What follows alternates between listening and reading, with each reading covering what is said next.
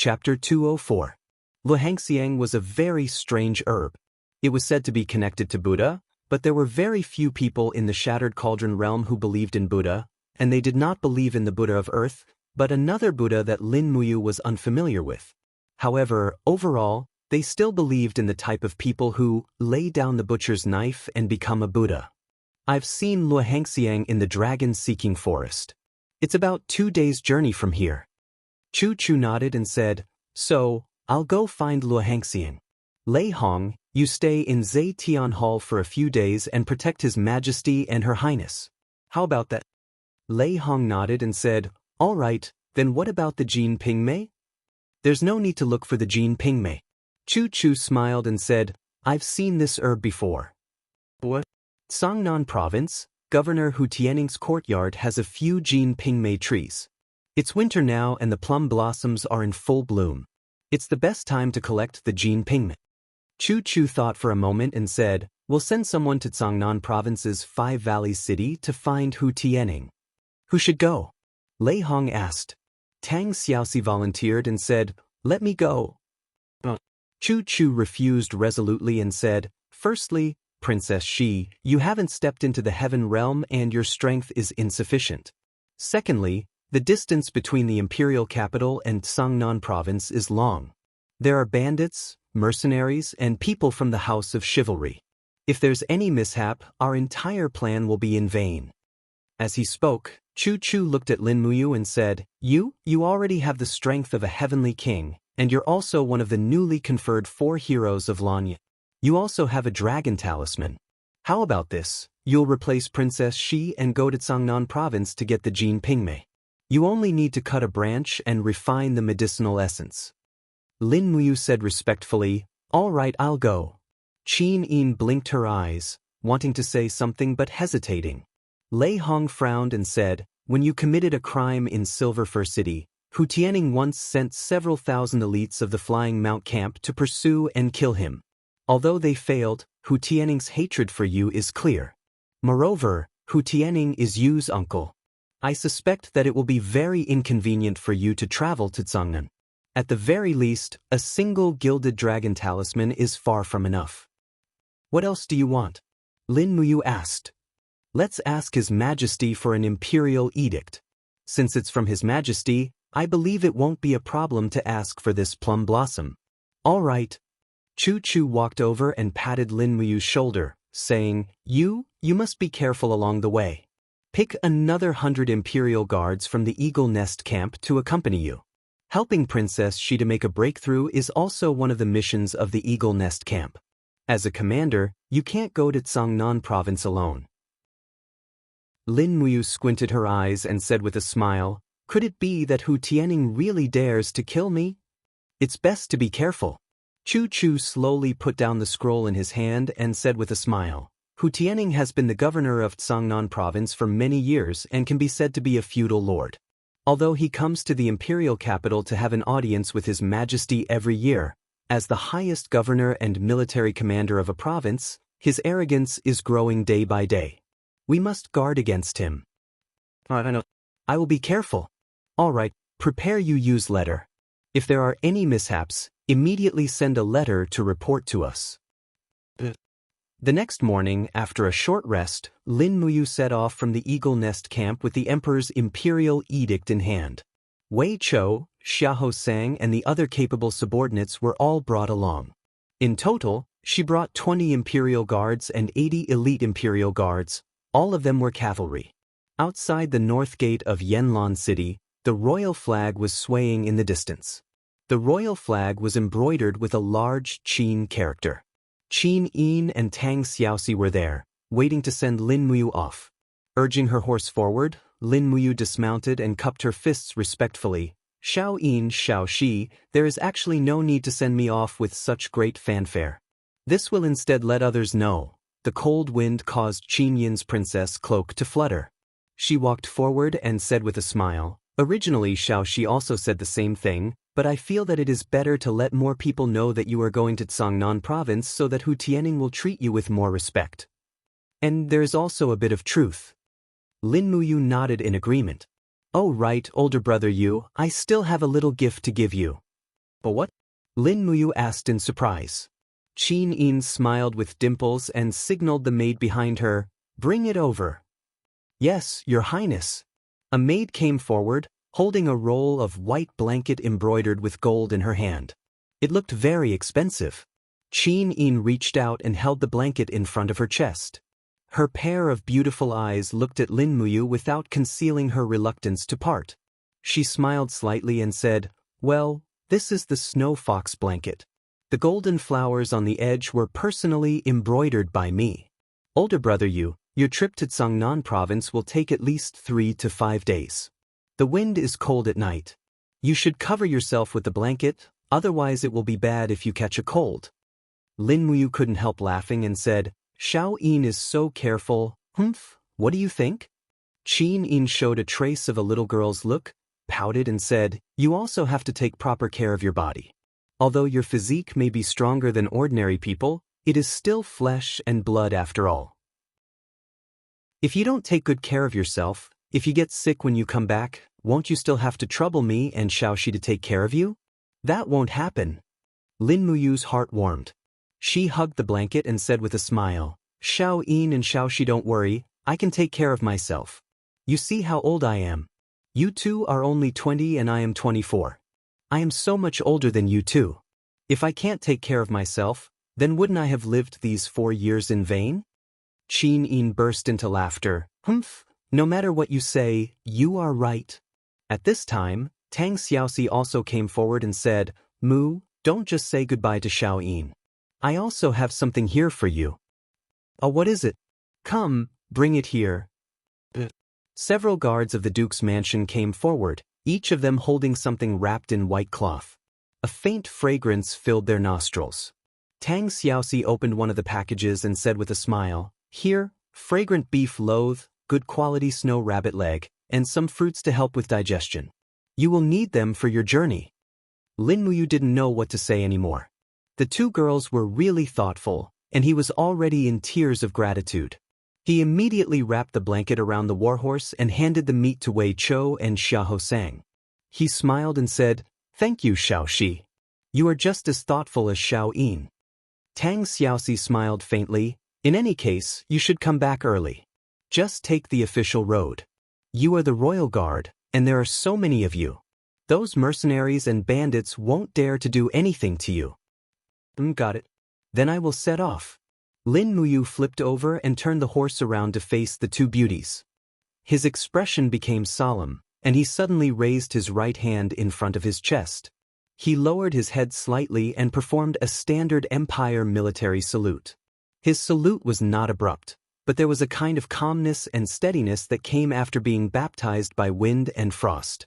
Moreover, he was dressed in the Holy Cathedral's uniform, which made him look even more heroic. In an instant, Qin Yin and Tang Xiaoxi's hearts were in a mess. Qin Yin looked up at him and said, "Come back early." Let's go." Lin Muyu turned the horse around again and shouted, "Let's go." The war horses neighed and the sound of hooves gradually became louder.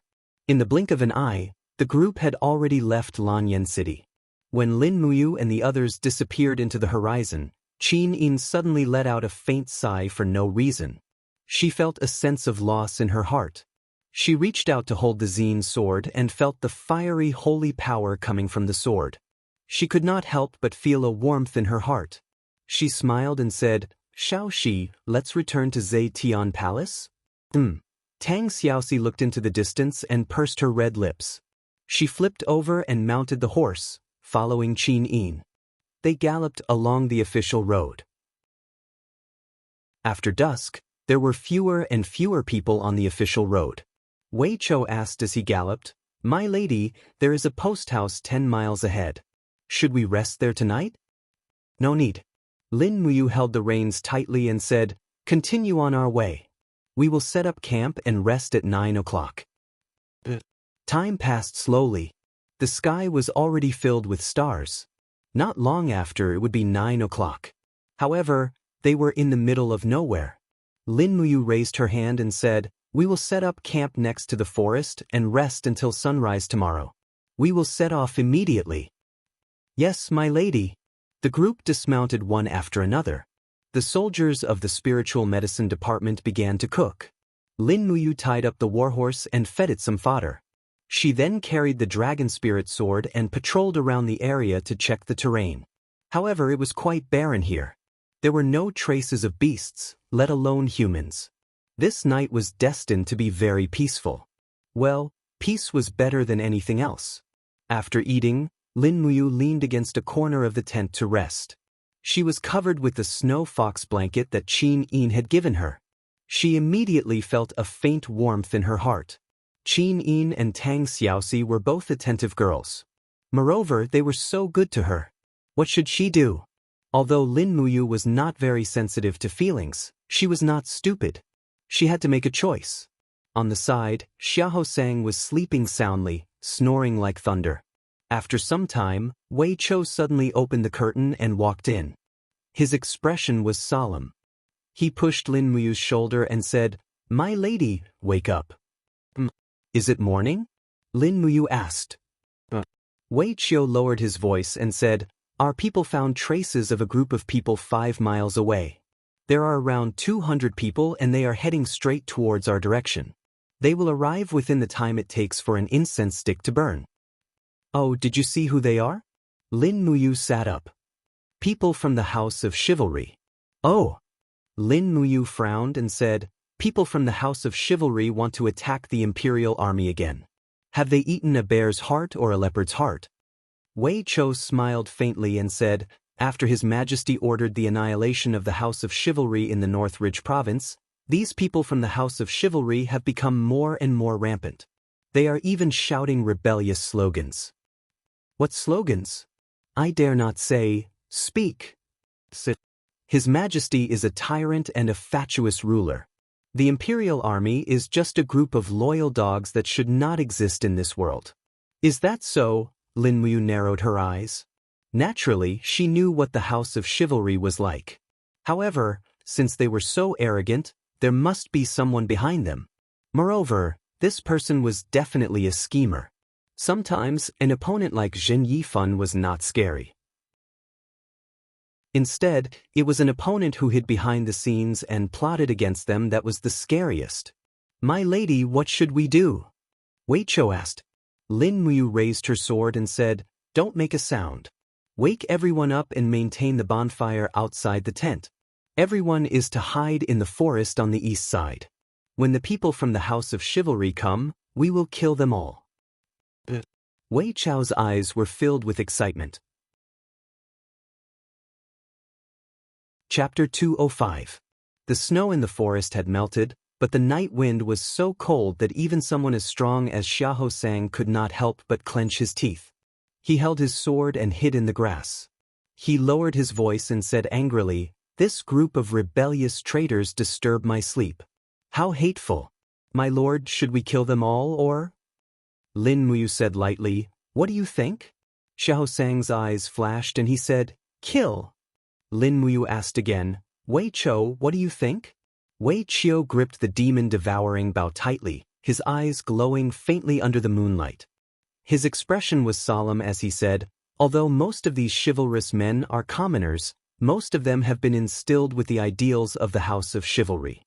So even if we show mercy, they will definitely kill us. In this case, if the Imperial Army shows mercy, we will be the ones to suffer." Lin Muyu sighed and said in a voice as soft as a mosquito, "Then kill." "Yes, Commander." The moonlight fell on the pure white cloak of the holy temple. Lin Muyu squinted his eyes. Many people were destined to die tonight. What was he doing? Had he really become a pawn of the empire? He shook his head. No, definitely not. He had his own judgment and would not be bewitched by others. Here, killing the people of the House of Chivalry was a righteous act. After all, his subordinates, the royal guards, would not bully the civilians. That was enough. The sound of horses' hooves and footsteps came from afar. They were here. Under the moonlight, about 200 people from the House of Chivalry appeared in the forest. They attacked from the west side of the valley. The number of cavalry was small, less than 20. Most of them were wanderers on foot with swords and sabers. Moreover, their cultivation was very average. Needless to say, this was the military strength of a branch of the House of Chivalry in the North Ridge province. A wanderer with a scar on his face led the way. He held a long saber in his hand and shouted, "Charge into the camp, leave no one alive." Damn it, these dogs of the Empire, they didn't even send anyone to keep watch. They're digging their own graves. The ranger with the scar on his face had a golden emblem on his chest. He was a Jianghu ranger, but he was not very strong. He seemed to be at the first layer of Earth Realm. Under his orders, a large group of rangers charged into the camp and tore down the tents. They kicked away the bonfire and the soup pot the Imperial Army had set up. They looked incredibly rude and unreasonable. Wei Chou tightened his grip on his bow. He turned to look at Lin Muyu, waiting for his orders. Lin Muyu nodded. An arrow shot out from the demon-devouring bow, directly piercing through Scarface's neck. Fresh blood flowed. A dignified Jianghu ranger had actually been killed by a single arrow from Wei Chou. Fire! Xiahou Sang ordered loudly. Almost all of the 100 royal guards were equipped with longbows. Instantly, arrows rained down on the campsite. Screams of agony could be heard. Before the rangers even knew where their opponents were, they had already lost nearly half of their troops. Clang! Lin Muyu unsheathed her dragon spirit sword. She said in a low voice, "Get on your horses and charge." The Imperial Army soldiers got on their horses and charged forward quickly. With Lin Muyu, Wei Chou, and the others leading the Imperial Army soldiers, they blocked the way in front. All of them had their martial souls, so how could the rangers resist? Lin Muyu swung her sword from above, slicing a wanderer and his shield into two halves. With another wave of her left hand, the dragon spirit sword chopped off the heads of two halberds. As the sword chi continued to wreak havoc, two more screams rang out. In front of them, 7 rangers on warhorses raised their spears and charged over. Lin Muyu immediately sheathed her sword. She reached into her cosmos sack with one hand and pulled out the pear blossom spear with a whoosh. She quickly charged over. The spear glowed with a cold light, and 3 snow-white pear blossoms blossomed in the air. At the same time, 3 rangers fell to the ground, howling in pain. Lin Muyu continued forward. She used the spear technique that she had stolen from Zhao Jin. The tip of the spear lightly knocked away the opponent's spear, and the spear directly pierced through his chest. However, this ranger had guts. He reached out to grab the pear blossom spear and roared, "Empire dog, even if I die, I will drag you to hell with me." Lin Muyu coldly snorted and poured battle chi into her right arm. She raised the pear blossom spear horizontally and smashed the ranger's body against the other 2. Immediately, screams rang out. The heads of the rangers collided, and their bodies burst open. A thick smell of blood rushed into her nose, and immediately, Lin Muyu almost vomited. She hurriedly activated the wall of the gourd, and a golden light flickered. While protecting herself, she also didn't want to see too many cruel scenes. The battle ended very quickly. When Xiahou Sang chopped off the head of the last ranger, all 200+ rangers had been reduced to corpses. On the other hand, only a few of the royal army had suffered light injuries. It was a crushing victory. Bah! Xiahou Sang spat at a corpse. His eyes were filled with anger as he said, "You bunch of trash want to topple the empire? What a fool's dream." Wei Chou said, "Milord, what do we do now?"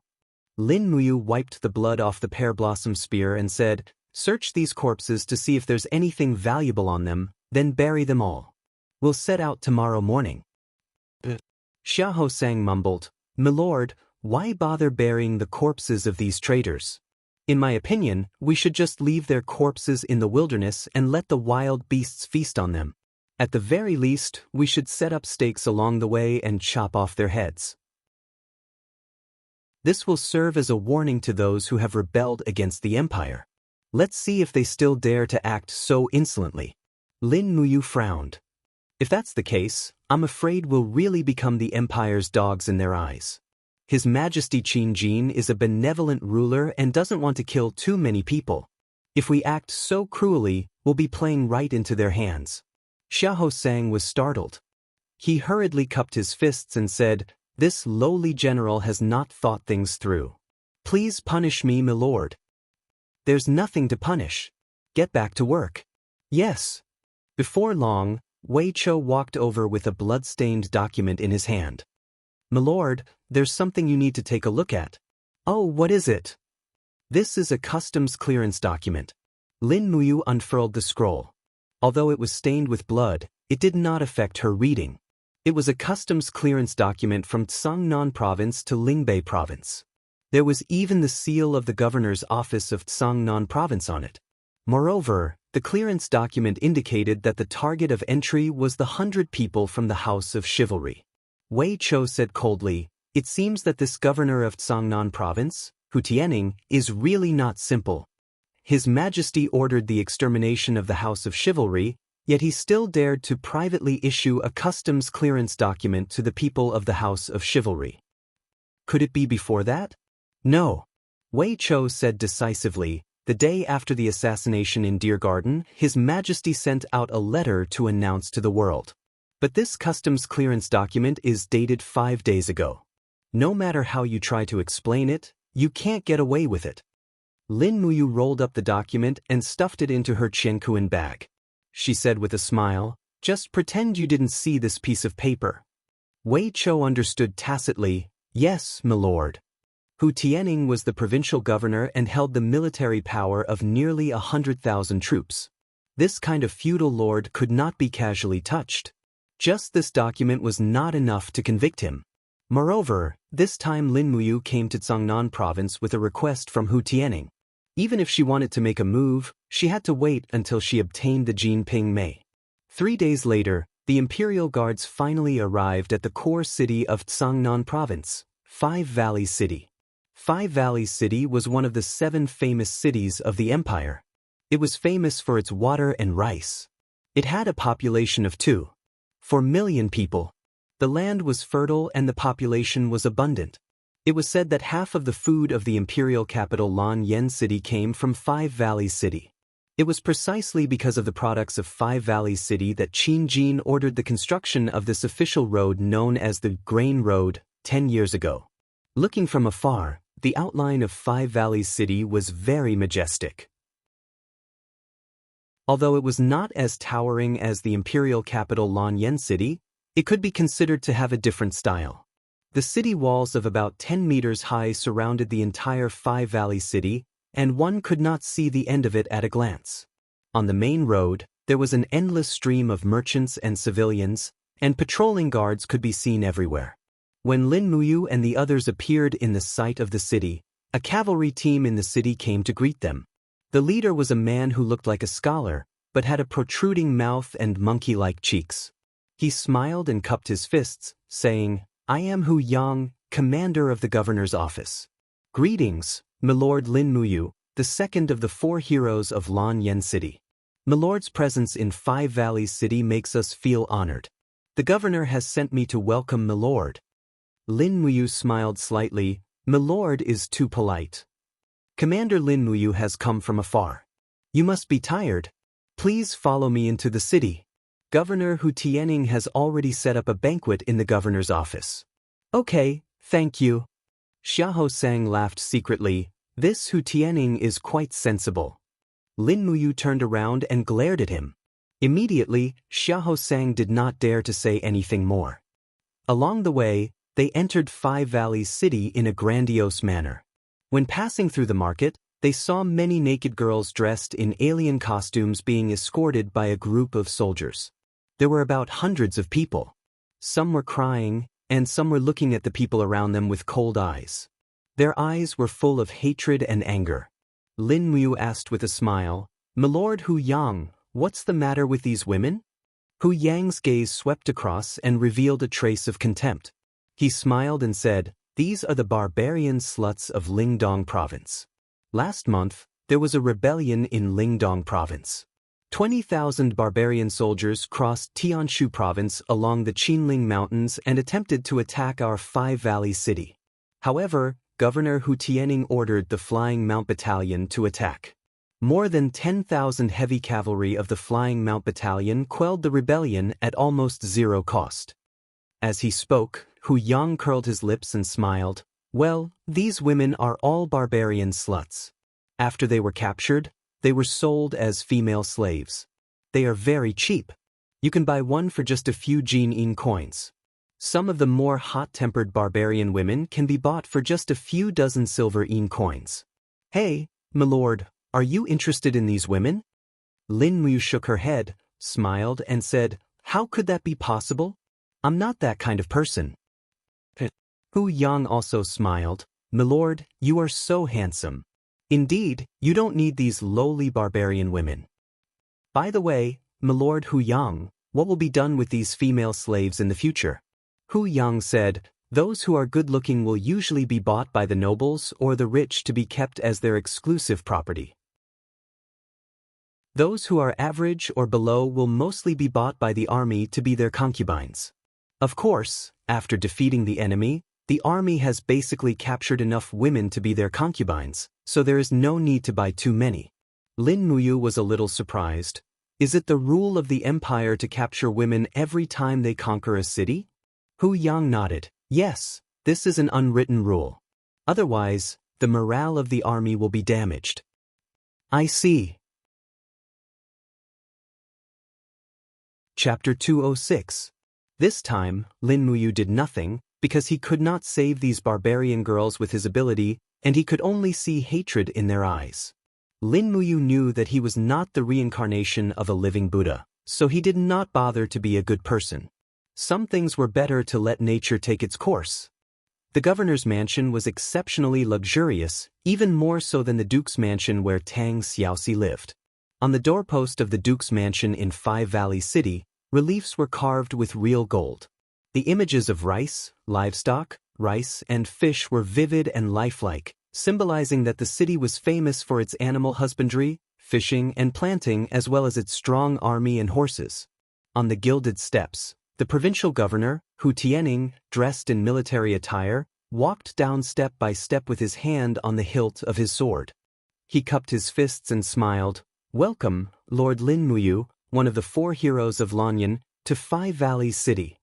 Lin Muyu immediately made a military salute and said respectfully, Lord Governor is too polite, I am flattered. Hu Tianning looked at Lin Muyu and smiled. Heroes truly come from the young.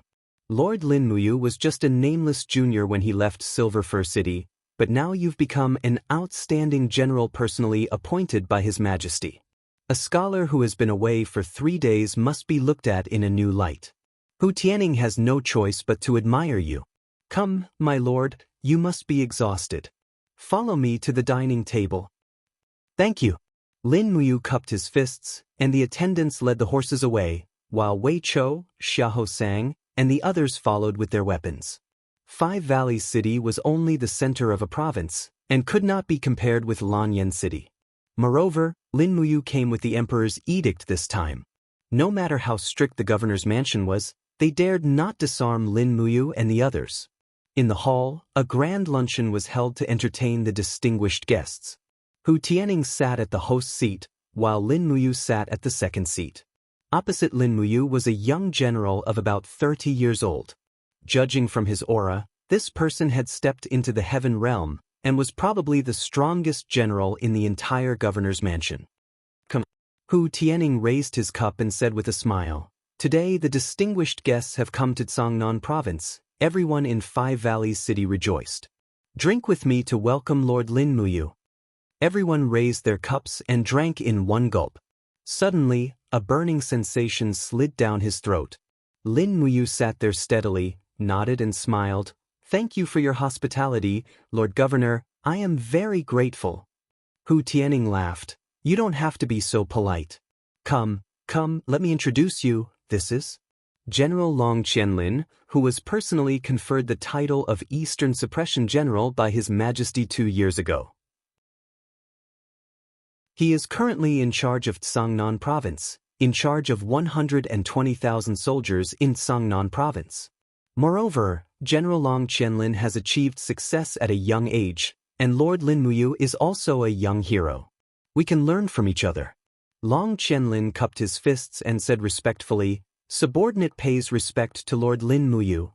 Lin Muyu also returned the salute. You are too polite, Lord. It should be subordinate paying respect to you.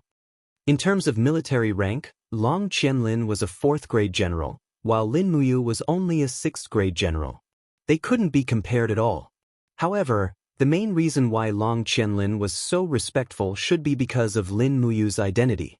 The emperor's adopted son, one of the 4 heroes of Lan Yan, was enough to match the status of a 2nd-grade national general. Hu Tianning put down his cup and said with a smile, "Lord Lin Muyu may not know, but General Long Qianlin has just made an unprecedented achievement last month. He led more than 10,000 heavy cavalry of the Flying Mount Battalion to intercept more than 20,000 troops of the Winter Barbarians at the foot of the Qinling Mountains.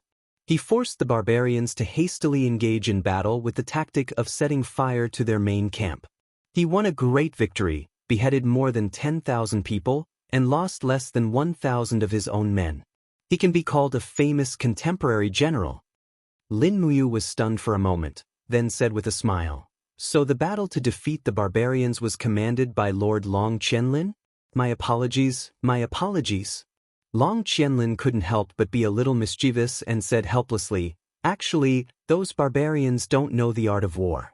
They don't have any tactics or formations in battle, so I was able to defeat them with the heavy cavalry formation. I'm afraid that any general can do the same. I really don't deserve the title of famous general. I only hope that I can reflect on myself every day and live up to the salary that the empire gives me." Lin Muyu couldn't help but have a good impression of this Long Qianlin. It was reasonable to say that a young man who commanded 120,000 troops should be arrogant and supercilious, but this Long Qianlin was still so respectful, which was really rare. Lin Muyu said, "It seems that I really need to ask General Long for advice. I, Lin Muyu, am just a boorish man. I only have strength, but I know nothing about the art of war or the art of war. Lord is too modest." Long Qianlin cupped his fists and said, "If Lord wants to ask for advice, I will definitely tell you everything I know." Lin Muyu smiled slightly, "Thank you." In fact, when it came to the art of war, Lin Muyu had been forced by his father to read Sun Tzu's Art of War and other military books since he was young, so it could be said that he was very familiar with them. The only thing he lacked was the tempering of using troops on the battlefield. Moreover, with his intelligence and wisdom, he would definitely be able to display his strong points. After 3 rounds of wine, Lin Muyu, Wei Chou, and the others were slightly tipsy. Hu Tianning clapped his hands and said with a smile, "Bring on the dancers." Immediately, a group of young girls dressed in chiffon dresses slowly walked into the main hall and danced gracefully to the accompaniment of the musicians. They were overflowing with beauty, and these young girls were all carefully selected. In terms of appearance and beauty, they were all top-notch. For a moment, the group of guests in the governor's manor were already staring at them. Using the excuse of drunkenness, they once again began to drink with each other. Lin Muyu remained sober, using the spirit pulse technique to dispel the drunkenness from her mind time and time again. After an unknown amount of time, Hu Tianning drunkenly stood up, his body swaying a little, and said with a smile, "Today is a joyous gathering, and these dancers are all maids trained by my manor. If there are any that you like, please feel free to bring them back to your room. If these maids are favored by you, then I will not have failed you." For a moment, the deputy generals, brigadier generals, and captains of the governor's manor all laughed drunkenly. Some even stood up and pointed at one of the dancers, shouting with a smile, "I want that one, the one with the biggest breasts." Hu Tianning held the table and said with a smile, "Don't be rude, let the honored guest choose first. Lord Lin Muyu, you are Laozi's honored guest in the imperial capital. Come, among these dancers, which one do you think is the most beautiful?" Lin Muyu stood up, cupped her fists and said with a smile, "Yellow, purple and green, these 3 are the most beautiful." Hu Tianning waved his hand, "Did you hear that? The 3 of you will serve Lord tonight." "Don't." Lin Muyu cupped her fists again and said, "Lord Governor, Lin Muyu has a heavy responsibility this time, so I appreciate Lord Governor's intention. As for these dancers, I'm afraid I don't have the fortune to enjoy them." Hu Tianning was stunned and couldn't help but burst into laughter. "I heard that Princess Shi and Her Highness Yin have a very close relationship with Lord Governor. Looks like it's true, Lord Governor doesn't like these mediocre women. Lin Muyu smiled awkwardly, tacitly agreeing. Hu Tianning continued, Lord Imperial Guards, if there are any dancers you like, you don't have to be courteous, feel free to choose. Wei Chou cupped his fists and said, the martial arts manual that I cultivate forbids me from getting close to women. I appreciate Lord Governor's kindness. Xiahou Sang was already dead drunk, his eyes were drowsy, and his mouth was dry. He looked at Lin Muyu and asked, Lord Governor, can this general? Lin Muyu smiled faintly. In any case, only she and Wei Chou knew about the customs clearance documents, and it didn't matter that Xiahou Sang knew very little. She nodded and said, if there is anyone you like, bring them back. Thank you, Lord Governor. Xiahou Sang felt as if he had been granted amnesty, and immediately pointed at a group of dancers and said, the ones in purple and yellow, come together. For a moment, Lin Muyu felt like dying. She held her forehead and thought to herself, damn it, why do I have such a lecherous subordinate? From afar, Long Qianlin looked at Lin Muyu's expression and also secretly smiled. As a result, Xiahou Sang and the other 2 imperial guards took away a total of 4 dancers, while the remaining dozens of dancers were given to the high-ranking officers of the governor's office to serve them. Just like Lin Muyu, although Long Qianlin was the highest commander, he rejected Hu Tianning's good intentions. Lin Muyu, Wei Chou, Xiahou Sang and the others were arranged to stay in the governor's mansion's VIP room. And after Lin Muyu expressed the purpose of her visit, Hu Tianning very happily said that he would send a bouquet of Jinping plums to the VIP room tomorrow morning. This made Lin Muyu feel relieved. This trip to Cangnan province could be considered smooth, and she did not fail her mission. The only flaw was that the noise next door was too loud. Xiahou Sang was full of energy, making the 2 dancers feel like dying, so much so that their voices penetrated the wall and directly reached Lin Muyu's ears. Lord Governor is so strong. This lowly concubine can't stand it any. Watch carefully, I still have more powerful moves. Lord Governor, don't I really can't? Lord Governor, you say that Lin Muyu Lord is so handsome, him or you? Who is better in bed? Nonsense, of course my Lord Governor is stronger. If I let you talk more, quickly lie down, I will let you know what is called powerful. Lin Muyu couldn't help but smile bitterly. Xiahou Sang's words could be considered as loyal and devoted to her.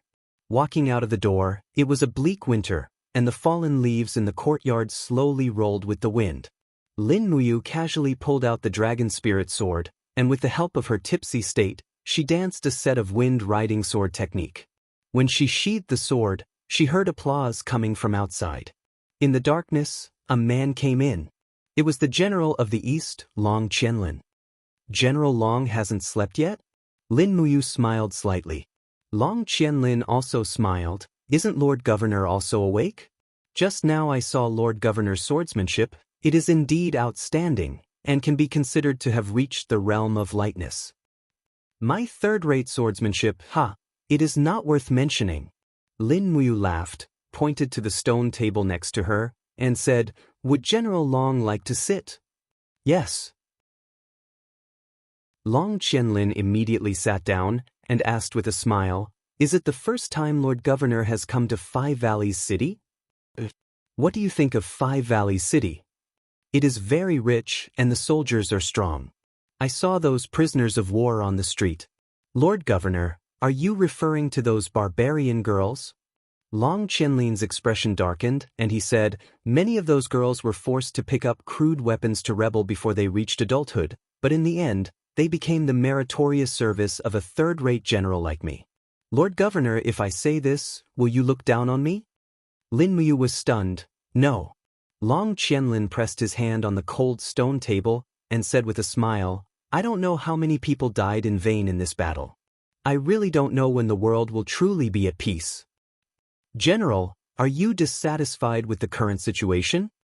Lin Muyu suddenly asked. This time it was Long Qianlin's turn to be a little nervous, and he hurriedly cupped his fists and said, no. I dare not, I do not mean that. I just feel that those barbarian girls are also born by their parents, and they are actually the same as us. It is only the difference in culture that makes the hatred between each other irreconcilable. I am not dissatisfied with the current situation, but I am a little presumptuous. I hope Lord Governor can be magnanimous. Lin Muyu couldn't help but smile. It's all right, I also feel a little unfair for those barbarians, but I am powerless. Long Qianlin's eyes shone brightly, and he said with a burning gaze, Lord Governor, if you were me, what would you do to those barbarians? Those who offend my territory, no matter how far away they are, must be killed. Yes, Long Qianlin was stunned, and he actually felt a sense of arrogance and domineeringness from Lin Muyu. Chapter 207. The next day, he held a plum blossom in his hand and carefully sniffed its scent. It seemed to be exactly the same as the Jin Ping Mei described by Lulu. Presumably, Hu Tianning would not lie to him. After all, not everyone dared to defy the emperor's imperial edict. After repeatedly thanking him, he led Wei Chou, Xiahou Sang, and the others to leave Five Valley City, heading straight for North Ridge Province. The sound of hooves gradually faded. The figures of Lin Muyu and the others had already disappeared on the horizon. Hu Tianning suddenly heaved a sigh of relief and said lightly, Qianlin. Long Qianlin cupped his fists at the side and said, Milord, this general is here. Did you tell Lin Muyu about the barbarian girls and the camp concubines last night? I did. Hu Tianning raised his brows and said, What did he say? Long Qianlin said respectfully, he only said that this matter was slightly unfair, but did not say anything. He doesn't seem like the crazy General Lin Muyu who can smash the nurturing hall in a fit of anger. A bright light flashed in Hu Tianning's eyes, not showing his emotions on his face. This Lin Muyu's current cultivation is far from simple as we imagined. I see that his strength is restrained, just like a mortal. This kind of expert is really not simple. In the future, our Tsangnan province should try not to offend this person. This kind of opponent is too terrifying. Long Qianlin nodded and suddenly said, Milord, there are still more than 700 barbarian girls imprisoned in the camp. Many of them are suitable for marriage. This general thinks, perhaps we should not use them as camp concubines. Instead, we should let our soldiers choose and marry them. They will become soldiers' family members and be raised in Five Valley City. What does Milord think? Hu Tianning turned to look at Long Qianlin and said with cold eyes, Qianlin, are you really soft-hearted? Long Qianlin hurriedly said, This general just feels that this seems to be extremely unfair to them. As Lin Muyu said, the fate of these barbarian girls should not be like this. We have no right to control it. Hu Tianning's voice sank as he said, I just want all of them to join my camp. Qianlin, your literary and military skills are second to none in this world, but you absolutely cannot be soft-hearted. I want you to know that all of this war is just a game of hegemony. There is only benefit and strength, there is no benevolence, and there is no morality. Long Qianlin gritted his teeth, cupped his fists, and said, Yes, I understand. Qianlin. Hu Tianning's voice softened a bit. If you have time, spend more time with Xiaoyan. She's your fiancée and my daughter. You can't spend all your time on military training, do you understand? Long Qianlin nodded and said, Yes. Sir, after I've collected all the stuffs of the Flying Mount camp, I'll spend more time with Xiaoyan. You can rest assured. Okay. After lunch, they entered the official road and galloped away. Sir, why don't we take out the customs clearance document to interrogate Hu Tianning? Wei Chou spurred his horse forward and looked at Lin Muyu with a puzzled expression. Even if we can't convict Hu Tianning, we can at least give him a warning. Lin Muyu shook her head and said, There's no need for that. If we really shed all pretense of cordiality, this matter may not end well. Moreover, as you can see, the Five Valleys city has a strong army. Their Flying Mount camp is known as one of the most elite heavy cavalry in the north of the Qinling Mountains. The fact that they could annihilate more than 20,000 barbarians with minimal losses is the best proof. Once a conflict breaks out, the 100 of us won't even be enough to fill the gaps between their teeth. As for whether Hu Tianning has any disloyal intentions, it's enough for us to know. There's no need to let him know. Yes, sir is wise. Lin Muyu turned sideways and looked at Xiahou Sang. She smiled and asked, Xiahou, how did the two dancers taste last night? Xiahou Sang blushed and said with a smile, Sir, don't make fun of me. I, Xiahou Sang, don't have any hobbies in my life except for lust. I admit it. Hee, the martial arts of the two dancers are really good. Hu Tianning is really hospitable. He is even willing to entertain us with such beauties. Lin Muyu raised the corner of her mouth and said, Don't think that this is a good thing. As the saying goes, one's mouth is short of food. In the future, you will have something that Hu Tianning can use against you. Maybe one day this can take your life. Xiahou Sang couldn't help but laugh. So you worry too much. I, Xiahou Sang, am not the kind of person who will be threatened by others. If Hu Tianning really wants to use this to threaten me, I will fall out with him and sleep with him. I don't owe him anything. Lin Muyu gave him a thumbs up. You are really frighteningly honest. Hee, they galloped to the hour of the sea. Snow began to fall in the jungle near Cangnan province. Although it was not thick, only about 3 centimeters thick on the ground, it seemed to make the weather become colder. Lin Muyu had been observing every movement in the jungle on both sides along the way. Her eyebrows were tightly knitted. Sir, is there something wrong? Wei Chou was attentive and saw that Lin Muyu was acting strangely. No, there is nothing wrong. Lin Muyu shook her head and said, We will set up camp and rest in another 10 li, yes. After galloping for 10 li, they set up camp and rested in the jungle on the side of the official road. Lin Muyu fed some fodder to the warhorse and urged it to patrol around. Wei Chou, let out the birds we are raising. But under Wei Chou's order, the 10 imperial guards took the cage from the side of the warhorse. The moment the cage was opened, the black bird immediately flapped its wings and flew out. This kind of bird was different from messenger birds. They were domesticated for the purpose of war and could serve as scouts. Moreover, the sound of their flight was very quiet and not easy to be discovered. We already have a 10-kilometer radius of detection. Is Sir still worried? Wei Chou asked with a smile. Lin Muyu stood under a huge rock wall with a long sword in her hand. She rubbed the outside of her hand to keep out the cold. After we left Five Valleys City, something has been following us. Wei Chou was stunned. What is it that we did not discover?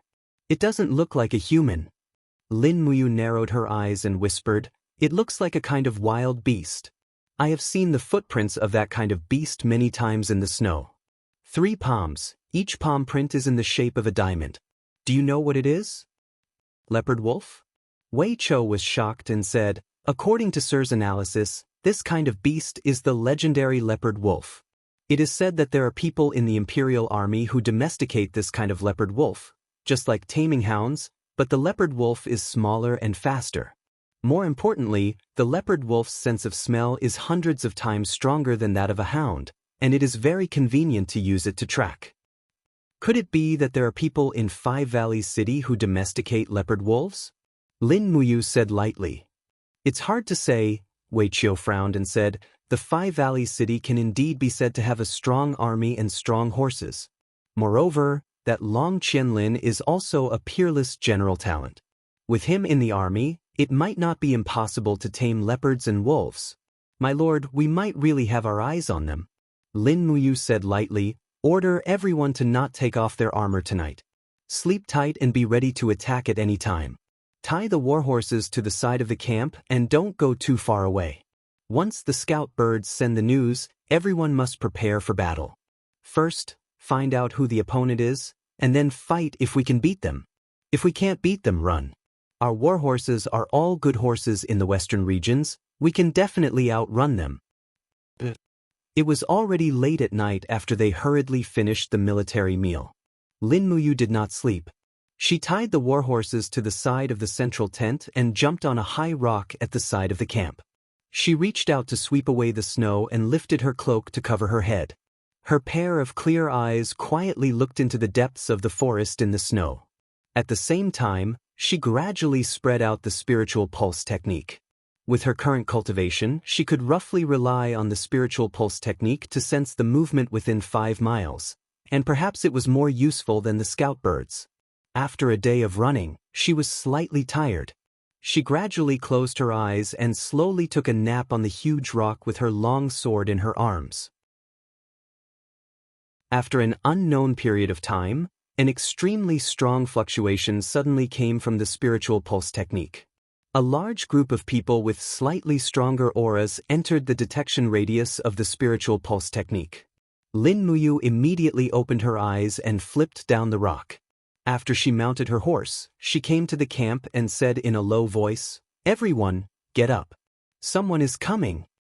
Wei Chou quickly rushed out of the camp with his sword in hand and said, "Milord, the birds have not returned yet. There's no need to wait. Everyone, get on your horses and go to the ravine on the west side to prepare for an ambush." Yes. Everyone skillfully mounted their horses and went to the ambush point. The sound of the horses' hooves landing on the snow was not loud. Very soon, everyone hid and covered the mouths of the war horses. Pairs of eyes in the snow looked into the distance, silently waiting for the visitors. Whoosh whoosh whoosh, a black bird landed on the back of a royal guard. This royal guard had learned how to communicate with scouting birds. After listening to the chirping of the bird, he turned and said, "Milord, there are nearly 500 people, but we can't confirm where they are from for the time being." Lin Muyu nodded.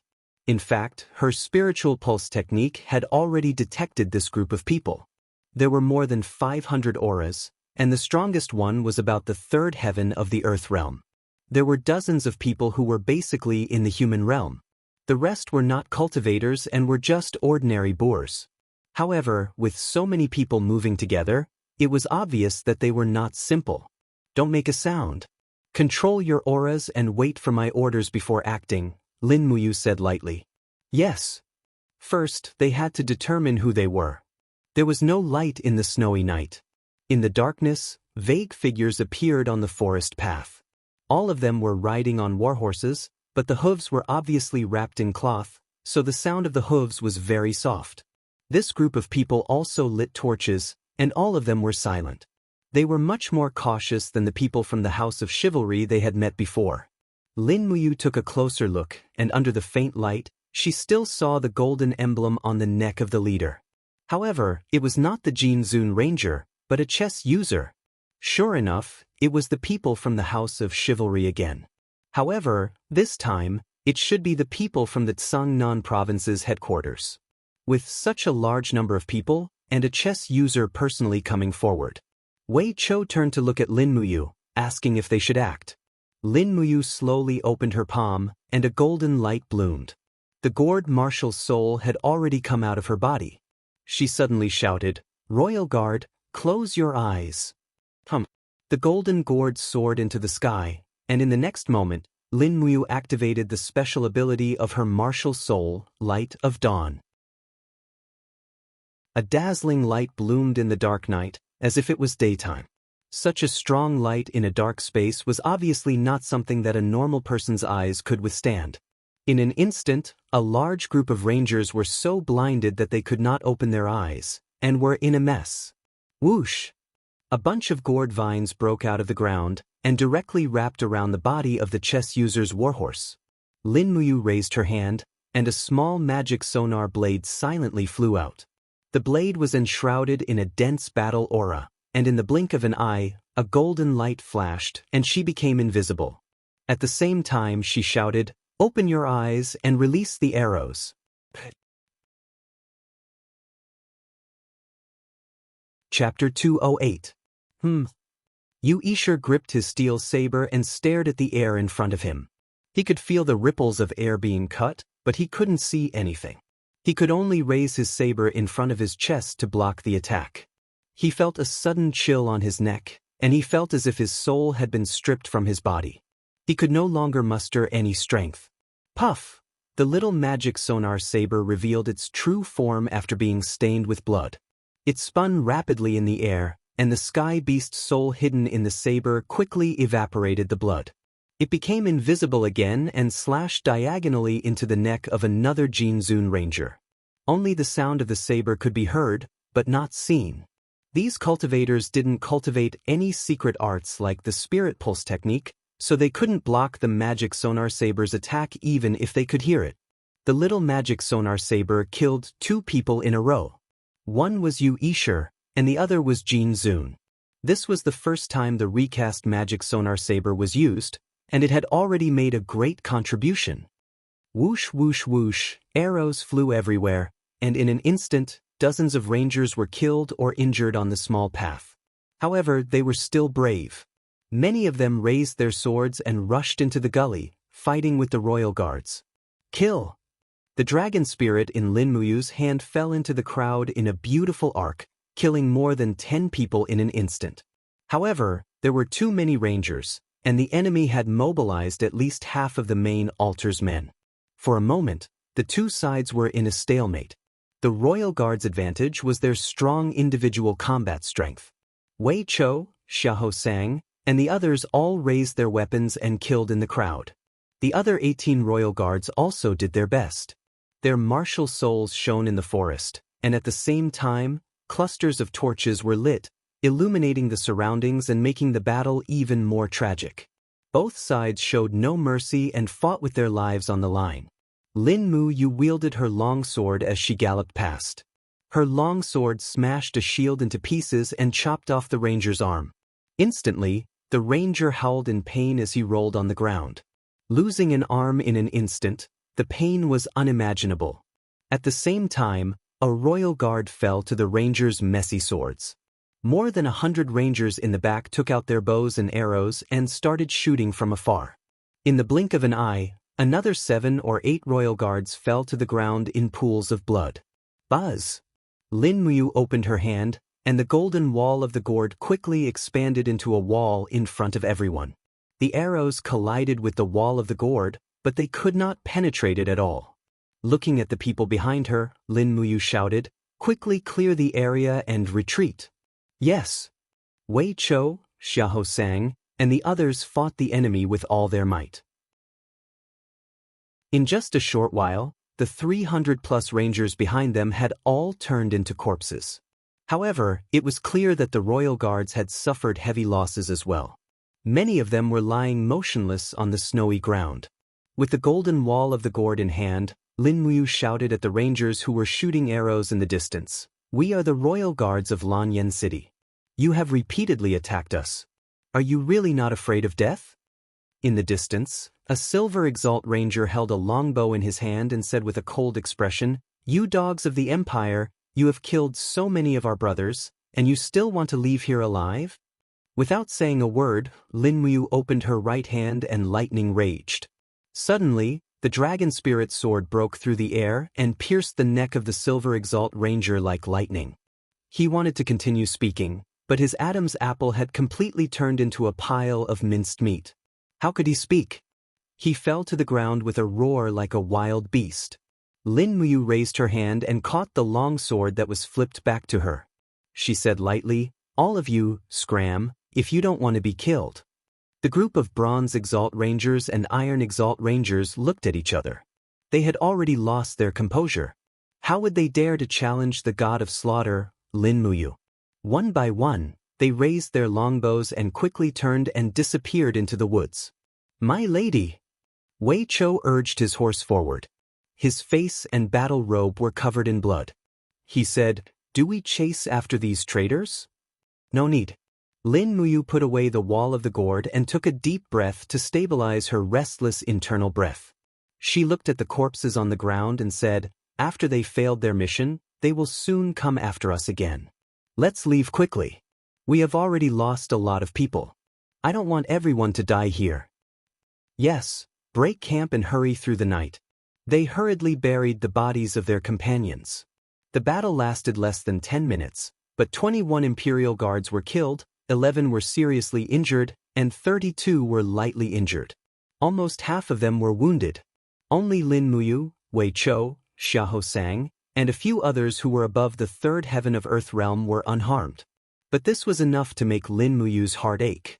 Although there were more than 7,000 Imperial guards in Lanyan City, too many of them had died in this battle, and they were all loyal and brave soldiers of the Eagle Nest camp.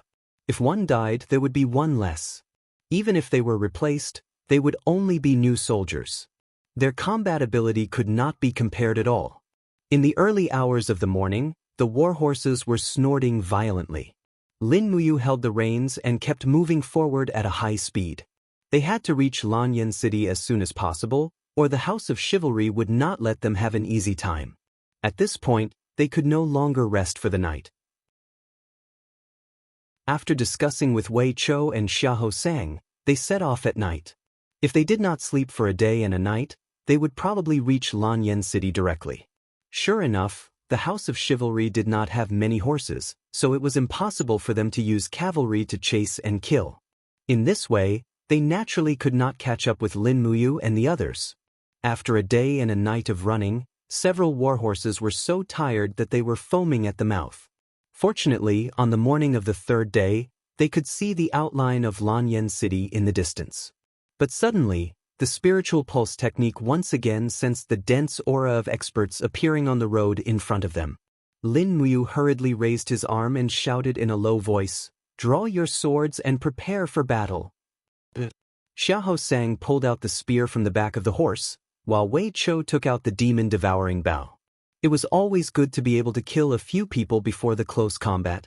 After bypassing a cluster of bushes, the aura appeared, but it was not the enemy, but the Imperial Guards led by Feng Jixing, Zhang Wei, Luo Lai, and others were camping on both sides of the road, waiting.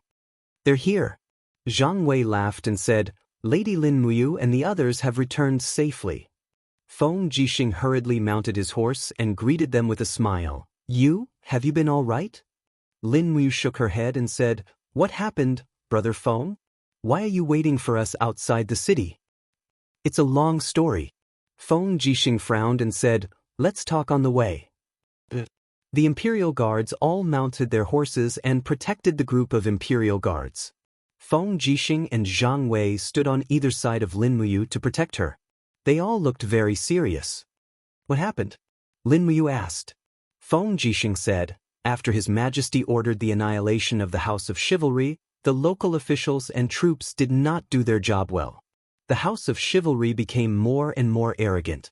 3 days ago, Chu Huayin was ordered to escort a batch of weapons back to Lanyan City from Cold Star City. On the way there, he was attacked by the House of Chivalry. The battle was very tragic. More than 300 Imperial Guards were killed, and even Chu Huayin himself was injured." Lin Muyu was stunned. Brother Chu was injured? Who ambushed him? How could they be so strong that even someone like Brother Chu was injured? Feng Jixing nodded. According to the investigation, the ambushers were from the House of Chivalry in Earth Star Province. They sent a Grand Travel Agent, 3 Grand Travel Agents, and 7 Jin Zuns, a total of more than 2,500 people to participate in the battle. Chu Huayin brought 700 Imperial Guards with him. The heavy losses were expected, but old Chu was indeed very strong. The price of him being injured was that the Grand Travel Agent of the House of Chivalry was seriously injured. All 3 Grand Travel Agents were killed, and more than a dozen Jin Zun and Silver Venerable were also killed. As he spoke, Feng Jixing looked at Lin Muyu's expression and said, Were you also attacked along the way?" Lin Muyu nodded slightly. "I was attacked once on the way there, and again on the way back. They were also from the House of Chivalry, but I didn't lose that many people. A day ago, 21 Imperial Guards were killed. They didn't send that many people, only about 500 in total. If they had sent more than 2,500 people, I'm afraid I wouldn't have been able to come back." Feng Jixing took a deep breath. "Damn, these bastards from the House of Chivalry are trying to slap His Majesty in the face. What do you mean? In the past 5 days, you and Old Chu weren't the only 2 troops marching on the official road. There were many other troops dispatched, but only the 2 of you were attacked. Moreover, you 2 are also newly conferred by His Majesty as one of the 4 heroes of Lan and Yen, one of the 4 generals of Wind, Rain, Thunder, and Lightning. The intention of the House of Chivalry is too obvious. Killing either you or Old Chu will damage His Majesty's prestige." Lin Muyu clenched her teeth and said, "The House of Chivalry is now openly challenging His Majesty. They are cursing His Majesty as a fatuous ruler and fabricating all kinds of evidence that His Majesty is a tyrant to confuse people. If we let them continue like this, I'm afraid His Majesty will lose the hearts of the people. Isn't that right? Feng Jixing nodded and said, this matter needs to be discussed at length. We will report to His Majesty in detail when we return to Zetian Palace. Yes, how is Brother Chu's injury? Is it serious? It's all right. A few of his ribs are broken. I'm afraid he won't be able to fight for the next half a month. That's good. He can take half a month off and spend more time with Miss Jinxiang. Lin Muyu smiled and said, does Brother Feng also think that Brother Chu and Miss Jinxiang will be a couple? Of course. Feng Jixing raised his gaze and said, they are a perfect match. Chu Huayin is my brother. Of course, I hope that he can find happiness. Jinxiang is gentle and kind. She can make old Chu's heart feel at peace. Lin Muyu smiled and said, Brother Feng, you're not young anymore. Why haven't you thought about your marriage? Feng Jixing was stunned. He shook his head and laughed at himself. I, Feng Jixing, have been living on the edge of a knife all my life. It's better not to be a burden to others. Let's not talk about this. Let's go back to Zetian Palace quickly. Yes, okay. Chapter 209. In the Zetian Palace, purple smoke lingered around the incense burner, and waves of fragrance wafted in the air. There were 2 rows of imperial guards on both sides, but only Qin Lei was there. Chu Huayin, the commander of the dragon guards, had already taken leave to recuperate. Feng Jixing and Lin Muyu walked side by side into the main hall. At this moment, Qin Jin, dressed in a dragon robe, came to the throne. He frowned and asked with concern, I heard that you were also attacked. How are you? Lin Muyu cupped her fists and said, I'm fine.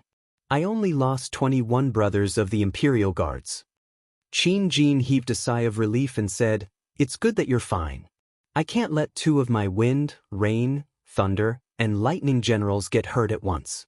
Otherwise, I'm afraid everyone in the world will laugh at me. Feng Jixing said, Your Majesty, the House of Chivalry has been attacked time and time again. This matter cannot be delayed. The Empire can no longer tolerate the House of Chivalry. Qin Jin revealed a hint of anger and said, I also know that the expedition order has already been issued to the governors of the various provinces. But this group of good-for-nothings only know how to receive their salaries but don't know how to do things. They either say that their generals are sick, or they send troops but don't fight. I really don't know what's the point of raising this group of useless people. Lin Muyu thought for a moment and said, Your Majesty, in fact, many of the provincial governors and other officials are acquainted with the higher-ups of the House of Chivalry. Some of them are even in cahoots with each other. If we really want to attack them, I'm afraid that it will hurt the interests of these governors. This is probably the biggest reason why they are unwilling to really attack the House of Chivalry. How do you think we should destroy the House of Chivalry? Qin Jin asked with a smile.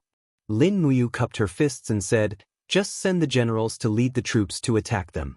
If the local generals are unwilling to send troops, then we can directly choose generals from Lanyan City. Qin Jin raised his eyebrows and said, It seems, this idea is not bad, but there aren't many generals that can be used in the imperial capital. You can be considered one. General Chu Huai is injured, Feng Jixing is in charge of the imperial capital's defense, and Qin Lei has to protect Zetian Palace Hall. The people that can be used, perhaps Yuan Lian and Ling Feng can be considered candidates? Lin Muyu smiled and said, Actually, Feng Jixing's subordinates, Zhang Wei, Luo Lai, and the others are all fierce generals who can take charge of an area. Your Majesty can also put them in an important position. Qin Jin smiled. General Feng, are Luo Lai and Zhang Wei really as you said? Feng Jixing cupped his fists and said, Yes, if this subordinate is unable to personally lead the army, Zhang Wei and Luo Lai can indeed lead the army to kill the enemy. Alright. Qin Jin patted the armrest of the dragon chair and said, Pass down my order. Promote Zhang Wei and Luo Lai to deputy generals. Each of them will lead 5,000 imperial guards to destroy the rebels of the House of Chivalry within 500 miles of Lanyan City. Feng Jixing said, Your Majesty, It is not enough to just destroy the House of Chivalry in the North Ridge province. We must send troops to the surrounding provinces around Lanyan City, such as Earth Star Province, Songnan Province, Sea of Qi Province, and Heaven's Pivot Province. We must wipe out the forces of the House of Chivalry north of the Qinling Mountains in one fell swoop. Qin Jin narrowed his eyes and said, You are the commander of the Eagle Nest Battalion. It is already winter, and your tasks will be greatly reduced. Are you willing to take advantage of this time to wipe out the rebels in Songnan Province for my imperial father? I am willing. Lin Muyu cupped his fists and bowed. He did not dare to overstep his authority by calling him imperial father. With this kind of relationship, it was fine to call him emperor. Lin Muyu knew his own limits and knew when to advance and when to retreat. Qin Lei, who was at the side, said, Your Majesty, the military strength of the Eagle Nest Battalion is less than 1,000 people, but the rangers in Songnan Province have gathered at least 30,000 people. I am afraid that this number of troops is not enough to wipe out the rebels. Of course I know that. Qin Jin stroked his beard and said with a smile, After the deployment of the Imperial Guard, there are only 20,000 left, and they cannot be used anymore. There are two other armies within the territory of Lanyan City. One is the 90,000-strong Tianchong army, and the other is the 40,000-strong Longquan army that guards the Imperial Mausoleum. Feng Jixing, Qin Lei, which army do you think should be given to you to command? Feng Jixing thought for a moment and said, Although the Tianchong army has 90,000 strong soldiers, they are responsible for guarding the Qihai stronghold. I am afraid the deployment of the Tianchong army is inappropriate. Your Majesty should also know that Duke Lan has 200,000 soldiers in Qihai City. If we move the Tianchong army away, Duke Lan's army will be able to pass through the Qihai stronghold and enter Lanyan City without a hitch. Qin Jin took a deep breath and said, This? We also know, but Duke Lan has always been loyal and devoted.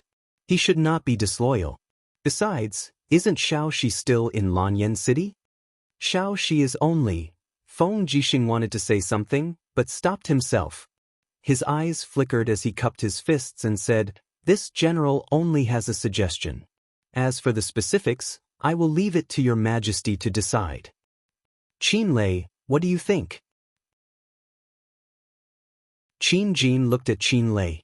Qin Lei did not have so many misgivings and said bluntly, Although Shao Shi can move freely in Lanyan City, Grand Duke Tanglan has sent Shao Shi to live in Lanyan City for so many years in order to express his feelings to your Majesty. He would rather leave his most beloved granddaughter in Lanyan City as a hostage. This has already explained everything. On the other hand, Longquan army is said to guard the Imperial Mausoleum in name, but in reality, it is mutually dependent with the Imperial army. Together, they guard the Imperial capital. Therefore, this general believes that Longquan army cannot be moved. However, the Tianchong army can be deployed for use. Qin Jin smiled in satisfaction. This is exactly what I was thinking. How about this? I will immediately write an imperial edict for you, ordering you to head to the Seven Seas Pass and deploy 20,000 elite troops from General Du Hai. After that, you will enter Songnan Province. You must eliminate all the rebels from the House of Chivalry in Songnan Province within a month. Can you do it? Just as Lin Muyu was secretly sighing that Tang Xiaoxi's status in Lanyan City was not as glorious as it seemed on the surface, she raised her head and said with clear eyes, I cannot guarantee whether I can do it or not, but I will definitely do my best. Your Majesty, I have stayed in the House of Chivalry for a period of time, and even know the filth of the House of Chivalry. Please rest assured I will definitely do my best.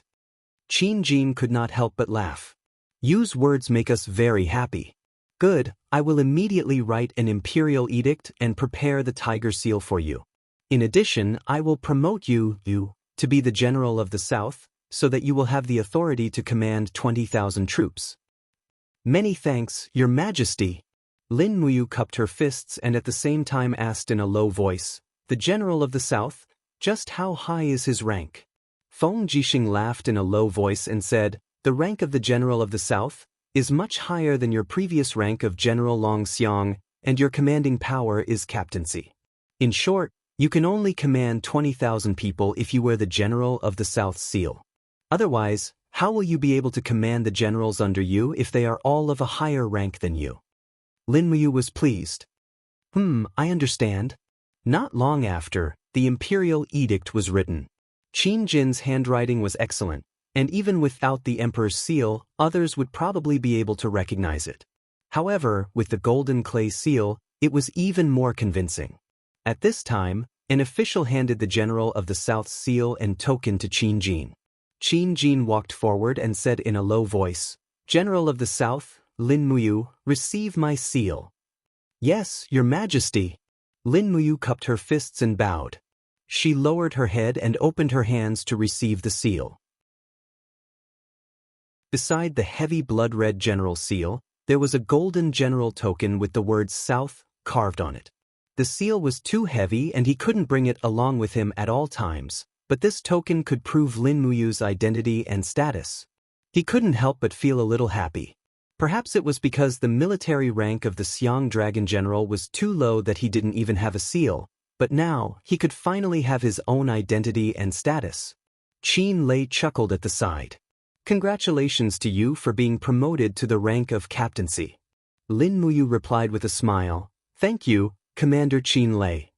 Qin Jin placed his hand on Lin Muyu's shoulder and said in an extremely gentle voice, "You, my child, no matter the outcome of this battle, you will always be father's pride.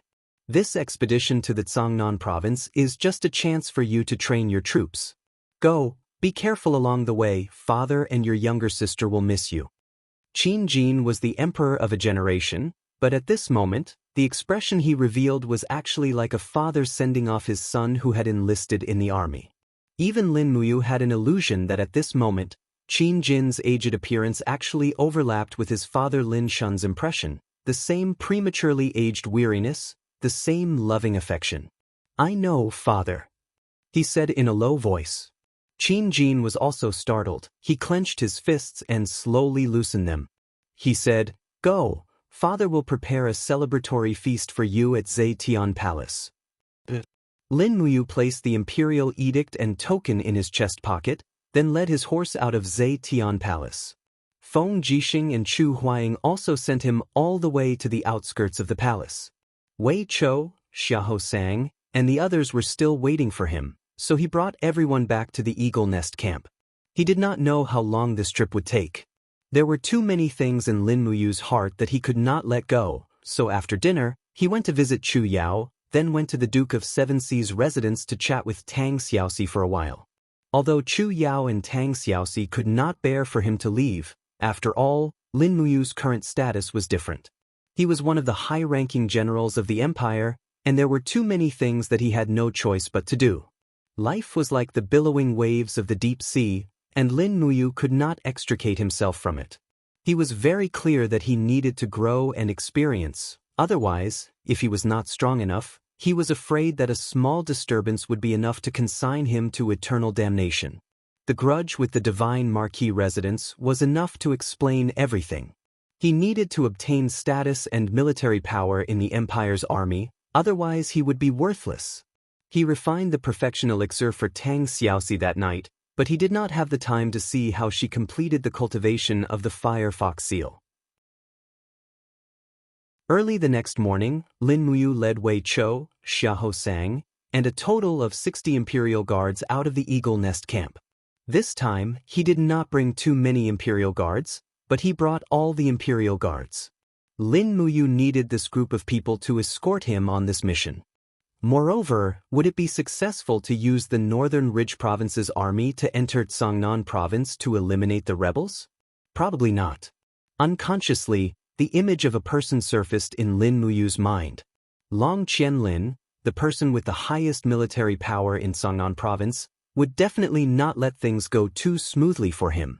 After all, Jiangnan Province, Five Valleys City, House of Chivalry, there were too many connections.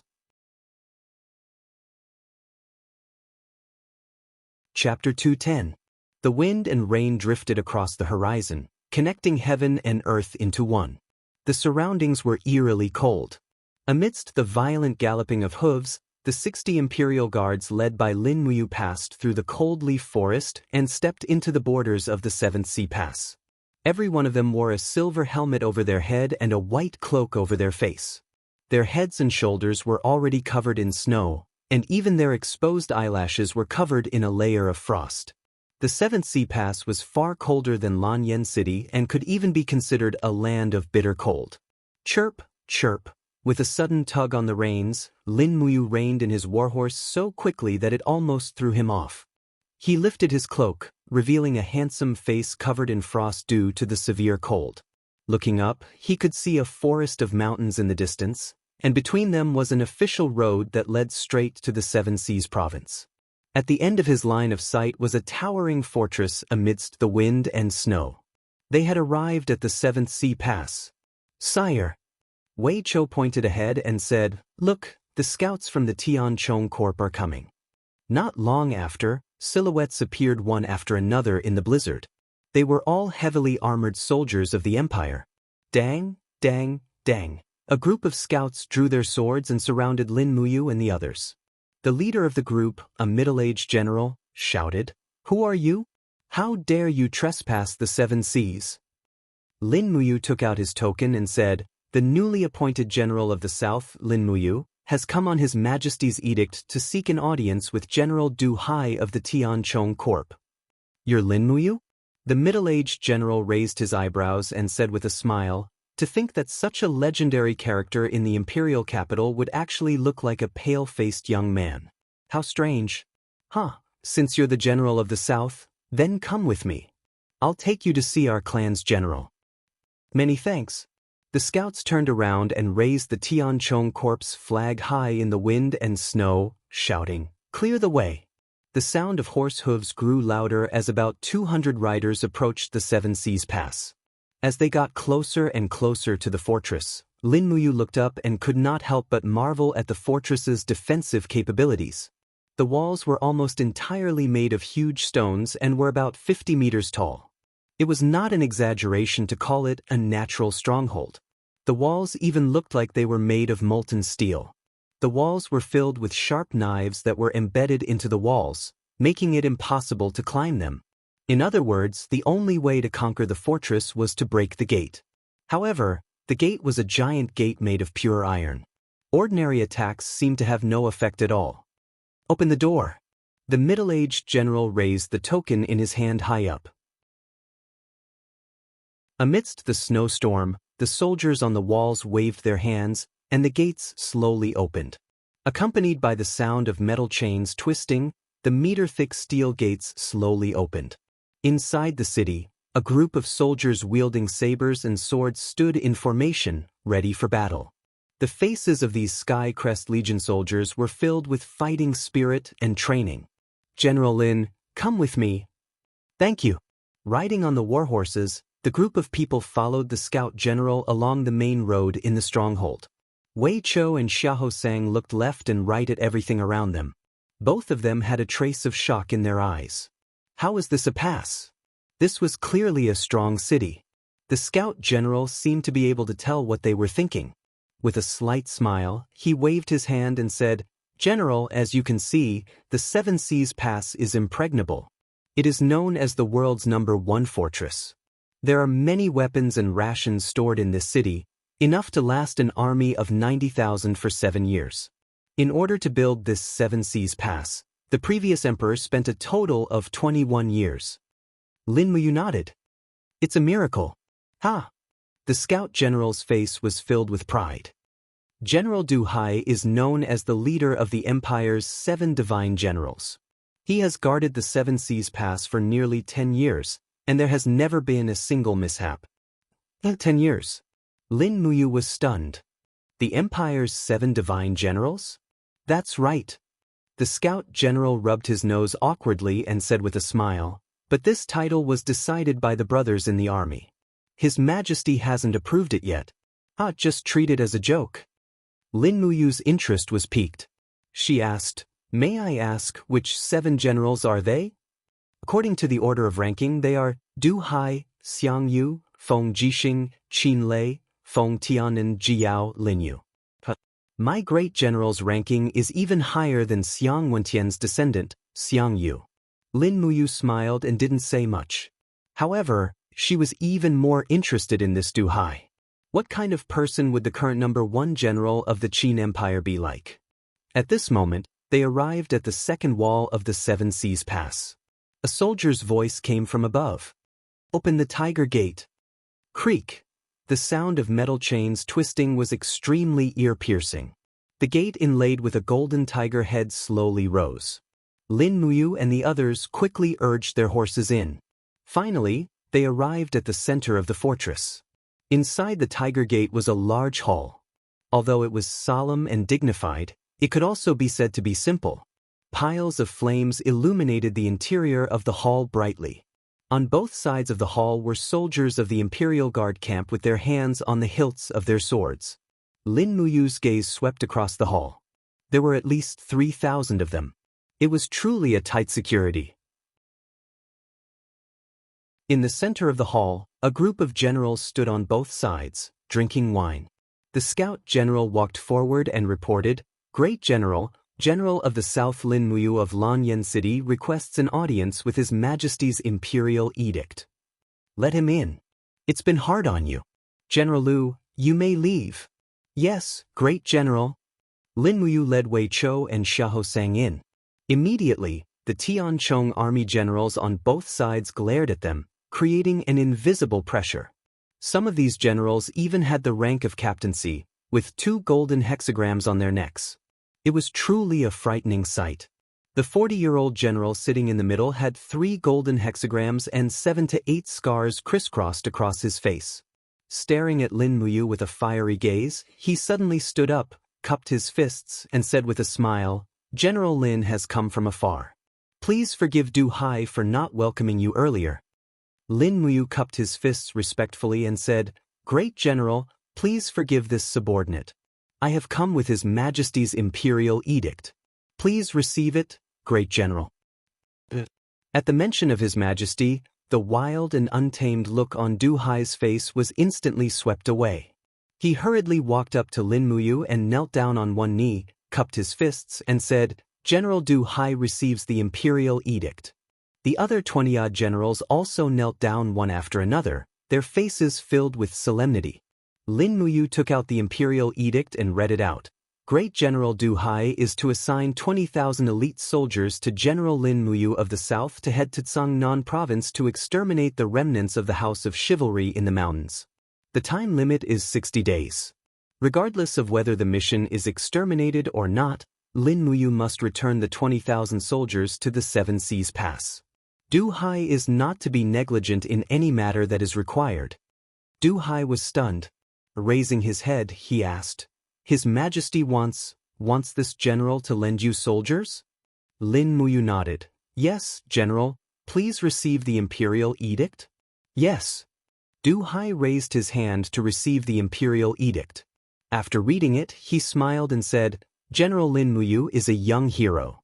How rare. To think that when I, Du Hai, was your age, I was still a small lieutenant, but General has already become a general of a town and received His Majesty's favor. You can command 20,000 soldiers. Many of the commanders in the Empire's army are not as powerful as you. How enviable." Lin Muyu did not know how to respond to his lukewarm words and could only reply respectfully, "Great General, you are flattering me. I am only indebted to His Majesty's undeserved favor. May I know when Great General will be able to assign these 20,000 elites to me?" "There is no hurry. 20,000 people is not a small number. We need to carefully count them. Moreover, I still need to provide war horses, weapons, rations, and many other matters for these 20,000 soldiers. I will hand them over tomorrow morning. What does General Lin think?" "Good. Thank you, Great General." "You're welcome. We are all serving the Empire. There is no need to distinguish between us. Come, General Lin and the other 2 generals have a seat. The weather is cold. Drink a cup of wine to warm your body." "Thank you." It was already dusk and everyone was slightly tipsy. Some of the generals were already dead drunk. Lin Muyu remained clear-headed the entire time. Right at this moment, Wuxia walked over and whispered into his ear, "Master, this subordinate just went down to check on the process of selecting soldiers. They are simply bullying us too much. They only gave us some old soldiers and new soldiers. Some of the old soldiers are already close to 60 years old. How can they still fight?" "Are you sure?" "Absolutely." Wuxia raised his head and glanced at Du Hai. "This empire's great general is only SOSO. Lin Muyu raised her hand and said, "All right, let's not talk about it anymore. If they are veterans, then so be it. It's not a big deal. Veterans are also a kind of intangible wealth. It's fine. I was worried that they wouldn't be willing to lend me their men. It's already good enough that they are willing to lend me their men. After all, these 90,000 men are also Du Hai's flesh and blood." "Yes, milord is right." After drinking for a while, Du Hai's eyes looked drowsy. He smiled and said, "Dare I ask General Lin, have you ever led troops in the empire before?" Lin Mu shook her head. "No." "Oh." Du Hai couldn't help but smile and said, "His Majesty actually dares to hand over 20,000 men to someone who has never led troops before. As expected, he thinks very highly of you." As he said this, he muttered to himself for a moment before smiling, "General Lin, I have something to say, but I'm not sure if I should say it." "Great General, please speak." Since General has never led troops before, then this old man will choose someone from the army to join the army. This person will follow the army and give you advice. How about it? This. Lin Muyu thought for a moment. Seeing Du Hai's "if you don't let me lead, I won't give you any men" look, she could only nod helplessly. "All right then, as General wishes." "Huh, that's good."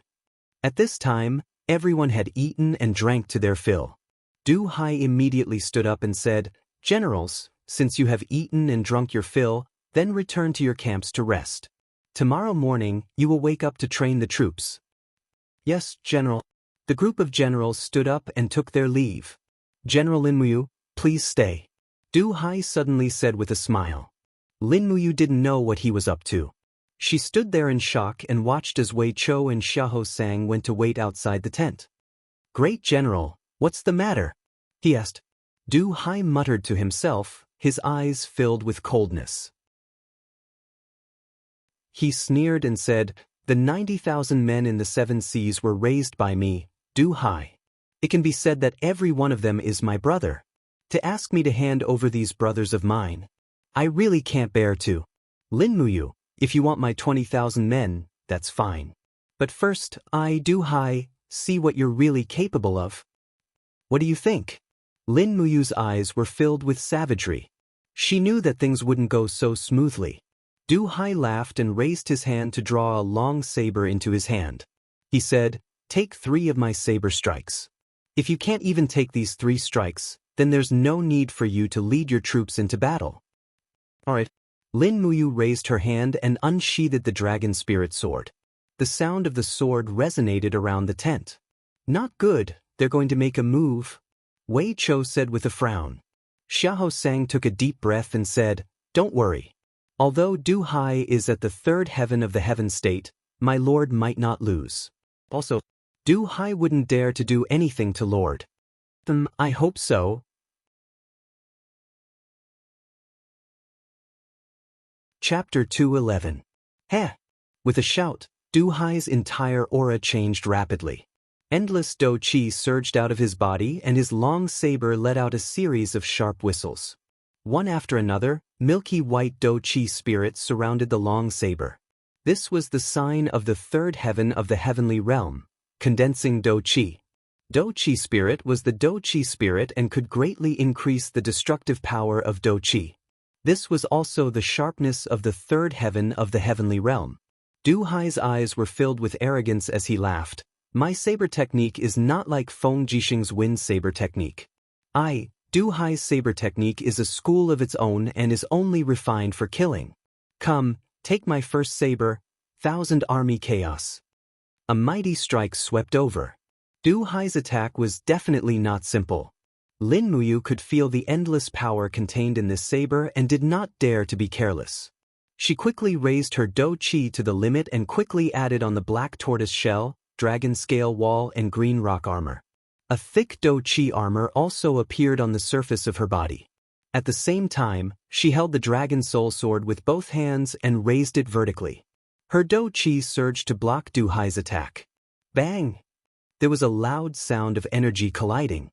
The black tortoise shell instantly shattered and cracks appeared on the dragon scale wall. As expected, defense alone was not enough to block Du Hai's attack. The long saber collided with the Dragon Soul Sword with a ding sound. Lin Muyu was forced to take a few steps back. She quickly lowered her center of gravity and stood firmly. She looked at Du Hai with a serious expression. The black tortoise shell quickly reformed under the recovery ability. However, it seemed that it was too late to block Du Hai's second attack. Oh! Seeing that Lin Muyu had actually received the first attack unscathed, a trace of astonishment flashed across Du Hai's face. He said, "One of the 4 heroes of Lanyan, Lin Muyu, is indeed not bad. Hey, take my second saber, battle formation dance." The long saber was waved for the second time. This time, a total of 4 Do Chi were condensed. The long saber descended from the sky and quickly blew out the surrounding lights. It also plunged the entire central army hall into darkness. However, the dragon spirit sword in Lin Muyu's hand shone brightly. This time, he did not intend to defend, nor could he defend at all. The 7 luminaries' profound energy rapidly flowed into the long sword, and the blood-colored demonic energy quickly lingered around the blade. Lin Muyu lowered her body slightly, and suddenly exploded. The long sword rushed upwards, and this move was very similar to Feng Jixing's Devil Blade Swallowing Heaven. In fact, it was more or less stolen from Feng Jixing. Clang! A dazzling spark exploded in the air. The dragon spirit sword was so sharp that it actually forcefully deflected Du Hai's second attack. However, Lin Muyu did not feel good. Both her arms were numb, and the blood in her body was in turmoil. She spun and landed on the ground. She retreated more than 10 meters and hit a stone pillar before stabilizing herself. On the other hand, Du Hai was much calmer. He floated to the ground, and the long saber in his hand was still enshrouded with Do Chi. He looked at Lin Muyu without a change in expression. However, Du Hai's heart was not as calm as he looked on the surface. At this moment, his heart was in turmoil. He did not know when such a young expert had risen within the borders of the empire. In terms of cultivation, he was not the least bit inferior to Feng Jixing and Qin Lei. It was no wonder that this brat could be ranked second among the wind, rain, thunder, and lightning 4 generals. Furthermore, goddammit, this brat actually used a gourd. What kind of martial spirit was that? In Du Hai's view of the world, plant-type martial spirits were all trash. The strongest plant-type martial spirit was the heavenly dragon vine of the Ouyang branch of the Heavens Pivot Province. But what the hell was this brat's gourd? For a moment, Du Hai's understanding of martial spirits had been subverted. After the subversion, it brought about fury. He suddenly swung the saber in his hand to one side, and the 5 Do Ling once again encircled the blade. He chuckled and said, "General Lin's cultivation is indeed astonishing. Come, please receive this old man's third slash, beheading the chaotic army." The long saber in Du Hai's hand actually started to spin, bringing with it a spiral force. He had already released his hand, and the Do Chi in his palm maintained the connection with the saber. Impressively, this was the legendary, using Chi to control the saber. Lin Muyu was shocked. This move seemed to achieve the same result as her own dragon flame spiral break, using the spiral force to penetrate the opponent's defense. However, by using this move, did Du Hai have the intention to kill her? No matter what, she mustn't die. In the next moment, Lin Muyu released her palm. Instantly, a raging flame pulled the dragon soul sword and it started spinning rapidly in the air. It was almost exactly the same as Du Hai's move. The golden gourd glowed brilliantly, providing a large amount of flame energy to Lin Muyu. At the same time, the constellation of all living beings was condensed on the blade. She had to use her true strength. Otherwise, dying under this slash from Du Hai wouldn't be worth it. Dragon Flame Spiral Break plus 3 Luminaries Calamity. The two of them raised their strength to their peak, causing the entire main hall to be illuminated by the flames and the white light from the Do Qi. In fact, the gale generated by the Do Qi blew open the curtains of the main tent. The soldiers outside looked over and were all dumbfounded as they started to discuss among themselves, "Heavens, this is the first time I've seen the great general facing an enemy so seriously. That Lin Muyu brat is really not simple. He actually managed to force the great general to use his qi to control the saber. I think that Lin Muyu is finished.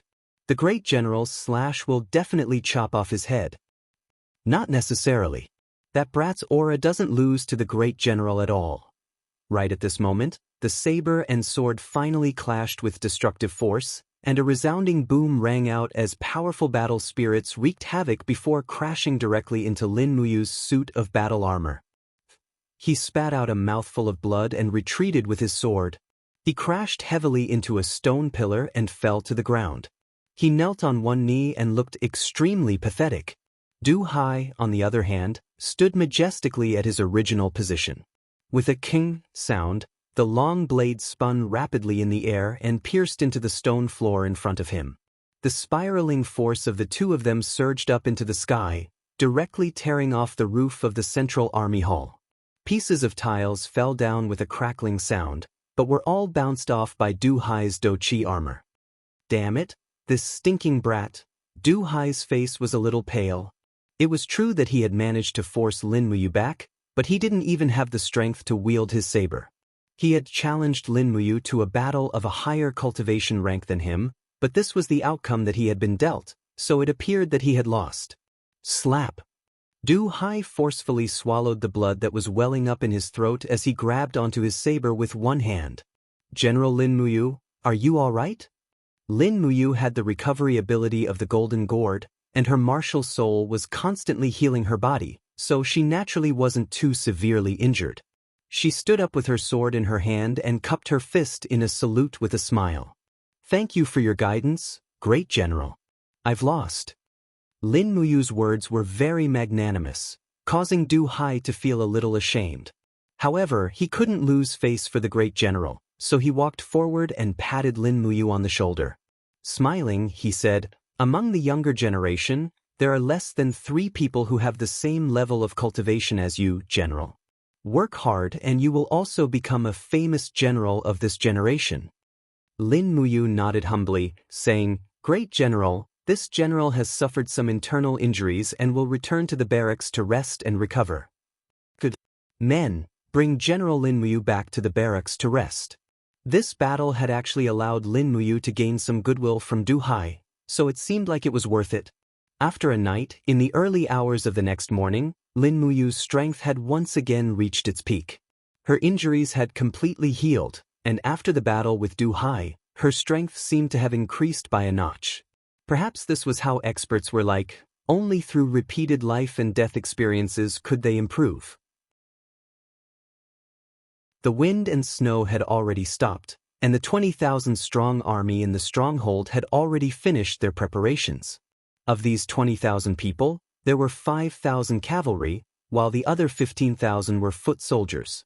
Their marching speed wasn't very fast, and based on the speed of 100 li a day, it would probably take more than half a month for them to reach Zhongnan province. This caused Lin Muyu to have a headache. It looked like she would have to split her forces, with the cavalry leading the way and the foot soldiers bringing up the rear. "General, this is the tiger tally, please take good care of it." A deputy general handed the pale gold tiger tally to Lin Muyu. If she wanted to command this 20,000-strong army, she would have to rely on this small tiger tally. Come to think of it, it was really laughable. Lin Muyu nodded, her gaze landing on the army. Just as Wei Chou had said, at least 30% of this group of people were veterans, and 30% were new soldiers. Only the remaining 40% could be considered as true elites, but she couldn't care too much about it. At this moment, a man dressed in a black robe with 2 gold stars on his collar urged his horse over. He looked to be around 30 years of age, with sword-like eyebrows and starry eyes.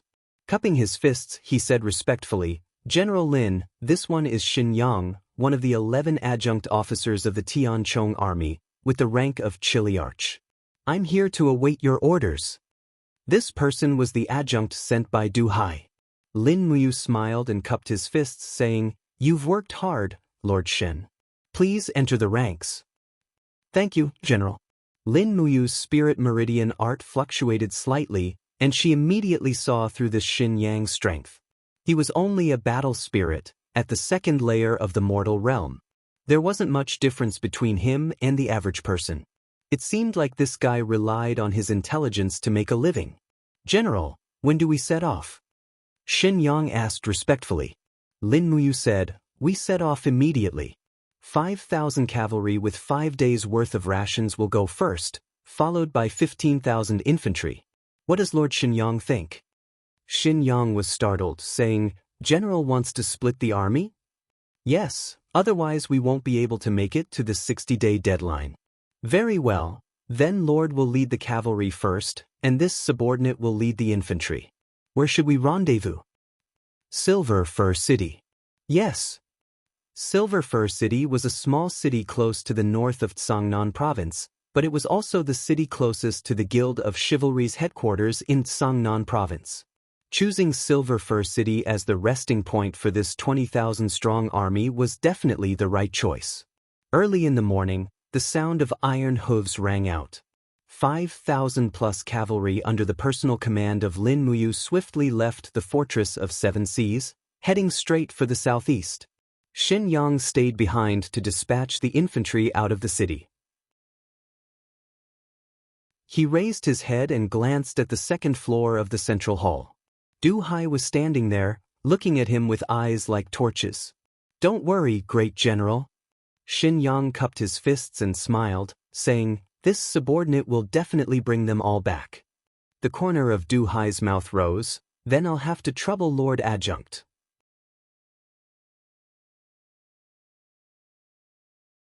Chapter 212. 2 days later, the cavalry regiment passed by dragon-seeking forest's Dragon Rock Mountain. Looking from afar, the 3 blood-red words, Dragon Rock Mountain, appeared on the towering stone wall. From afar, they could almost see the fluttering flag on Dragon Rock. It was the flag of the Longdan army camp. At the same time, at the foot of Dragon Rock Mountain, the scene of a village appeared. All the houses were newly built, and many civilians had moved here. There was even a market in the village center at noon. The accompanying Tianchong army captaincy, Qi Ying, looked up at Dragon Rock Mountain and asked, "General, it is said that there is a mercenary group called Longdan Army Camp on this mountain range. They are quite powerful. Since we are passing by, should we go up the mountain and borrow some weapons and provisions from this Longdan Army Camp?" He grinned wickedly. Lin Muyu shook her head. "No need. You can camp at the foot of the mountain and rest for a while. I will go up the mountain to discuss with the Longdan Army Camp and invite them to go to Tsangnan Province to destroy the House of Chivalry. Otherwise, I'm afraid we may not be able to do it with just our 5,000 cavalry." "What?" Qi Ying was stunned and hurriedly said, "General, you must not. Although this Longdan Army Camp is registered in the capital, but the mercenaries are cruel and arrogant. I'm afraid it will be dangerous for you to go up the mountain alone." "Don't worry, it will be fine. Set up camp here and do not disturb the civilians along the way." "Yes, General, please be careful." Lin Muyu only led Wei Chou and Xiaohou sang up the mountain. However, she found that the Longdan army camp was getting stronger and stronger. The mercenaries were no longer as unruly as before. Instead, they were in high spirits. Luo Yu and Fengxi's training methods were evident. Not long after, Luo Yu and Fengxi walked out of the meeting hall with radiant faces. They greeted her with a respectful smile. "Madam, you are here." "Yes." Lin Muyu nodded and asked, "How is the development of the Longdan army camp recently?" Luo Yu smiled and said, "Everything is fine. We've cleared out all the wandering mercenary groups and the House of Chivalry's forces within a 500-mile radius, excluding the Flame Dragon mercenary group. We've already expanded our numbers to 5,417 people." "More than 5,000. Lin Muyu grinned from ear to ear. "How about the warhorses and weapons?" Luo Yu cupped his fists and said, "Everyone is equipped with a warhorse and a weapon of varying lengths. These 5,000 people are cavalry when mounted and infantry when dismounted. Don't worry about their battle prowess. That's good. Lin Muyu smiled complacently and said, immediately select 5,000 people, bring 3 days' worth of dry rations, and follow me into Tsangnan province to train the troops. Luo Yu was stunned. Where does Sir want to attack? Purge all the forces of the House of Chivalry in Tsangnan province. So that's how it is. This subordinate will immediately gather the troops. All right. Less than an hour later, 5,000 elite Longdan army camp mercenaries had gathered at the top of the mountain, all mounted on their horses. The scale was unprecedented, and these people's weapons and war horses were even better than the Tianchong armies. It was good to be rich. Descend the mountain. Raising the flag, the dragon-shaped image fluttered in the air. It was truly a beautiful sight. When they reached the foot of the mountain, Qi Ying raised his spear and mounted his horse from afar, shouting, "The enemy is attacking, prepare to defend." The Tianchong army's heavy cavalry all mounted their horses, holding their spears to the top of their warhorses' heads, each of them brimming with killing intent as they prepared to welcome the attack from the Longdan army camp. But Lin Muyu urged her horse forward, shouting, "General Qi Ying, they're on our side, it's fine." Qi Ying was surprised, then smiled. "General is so brave, you really managed to convince these Longdan army camp mercenaries?" Wei Chou came forward, smiling faintly. "They're your men to begin with, there's no need to convince them. All right, let's go to Kathaya City." Just like that, the 10,000 heavy cavalry left the borders of Lanyan City and headed straight for Tsangnan province. 2 days later, they entered Tsangnan province and could already see the small city of Cathay Fur City in the distance. 2 messengers galloped over to inform the new city lord. Lin Muyu had mixed feelings. The last time she'd left Kathaya City, she and Chu Yao had fled from Hua Tian and his son's pursuit. She hadn't expected that she'd come to Kathaya City with over 10,000 men, and that she'd even become the general of the south. Not long after, a group of people galloped out of the city, one dressed in the garb of a civil official, the other a military official. This humble one is the governor of Kathaya City, Zhang Yida. "Greetings, my lord." This humble one is the commander of Kathaya City's garrison, Wang He. "Greetings, general." Both of them wore extremely respectful expressions, and Lin Muyu didn't find it strange at all. The Qin Empire was very strict about the hierarchy of military ranks, and her position as the general of the south was almost godlike in this small city. Zhang Yida's face was full of flattery as he dismounted and kneeled on the ground, smiling. "My lord, as the emperor's adopted son, it is this lowly one's greatest honor to have you graced Kathaya City with your presence. If my lord does not mind, please follow this lowly one into the city. This lowly one has already prepared a feast to welcome my lord's arrival." Wang He also cupped his fists. "Please enter the city, my lord." Their words and actions were very cordial, but Lin Muyu only felt boundless coldness from them. She smiled slightly. "There's no need, the army will not enter the city, and we will not disturb the citizens. We will set up camp in the 7-star forest outside the city. City governor, please immediately prepare food, water, and horse rations for us. I'll be relying on you for this." Zhang Yida was stunned. "My lord, you are not entering the city?" "Yes, I am not entering the city." Lin Muyu respectfully cupped her fists and smiled. "I will have to trouble the governor and General Wang He. Please immediately prepare for us." "Yes." Zhang Yida and Wang He were flabbergasted, and they hurriedly led their men away. Lin Muyu watched them leave, indifferently saying, "Set up camp in the 7-star forest nearby, do not occupy the main road. Prepare to cook and rest well today. We will attack the headquarters of the House of Chivalry tomorrow morning." Qi Ying cupped his fists respectfully and said, "Yes, General." At night, the sky was filled with stars, and the temperature dropped sharply. It seemed like it was going to snow again. The men Lin Muyu had brought with her this time were all cavalry, and they had to end the battle as quickly as possible. Otherwise, even the fodder for the war horses would be a huge problem. Kathaya City was just a small city, and it could support 10,000 warhorses for a day or two, but it would be a stretch to say the least for a month. Under the flickering firelight, Wei Chou unfurled a map of Zhangnan Province and pointed at the red mark on it, saying, "The headquarters of Zhangnan Province is located on this mountain ridge called Fire Axe Mountain. Fire Axe Mountain is not tall, but its terrain is extremely steep and shaped like a fire axe, hence the name. According to my intelligence, there are currently more than 4,200 members of the House of Chivalry on Fire Axe Mountain, 1 Grand Wandering Chess Envoy and 2 Wandering Chess Envoys." Cough cough. "Milord, you killed one of the Wandering Chess Envoys last time, so these people should hate us very much." Qi Ying said, "The House of Chivalry has many eyes and ears.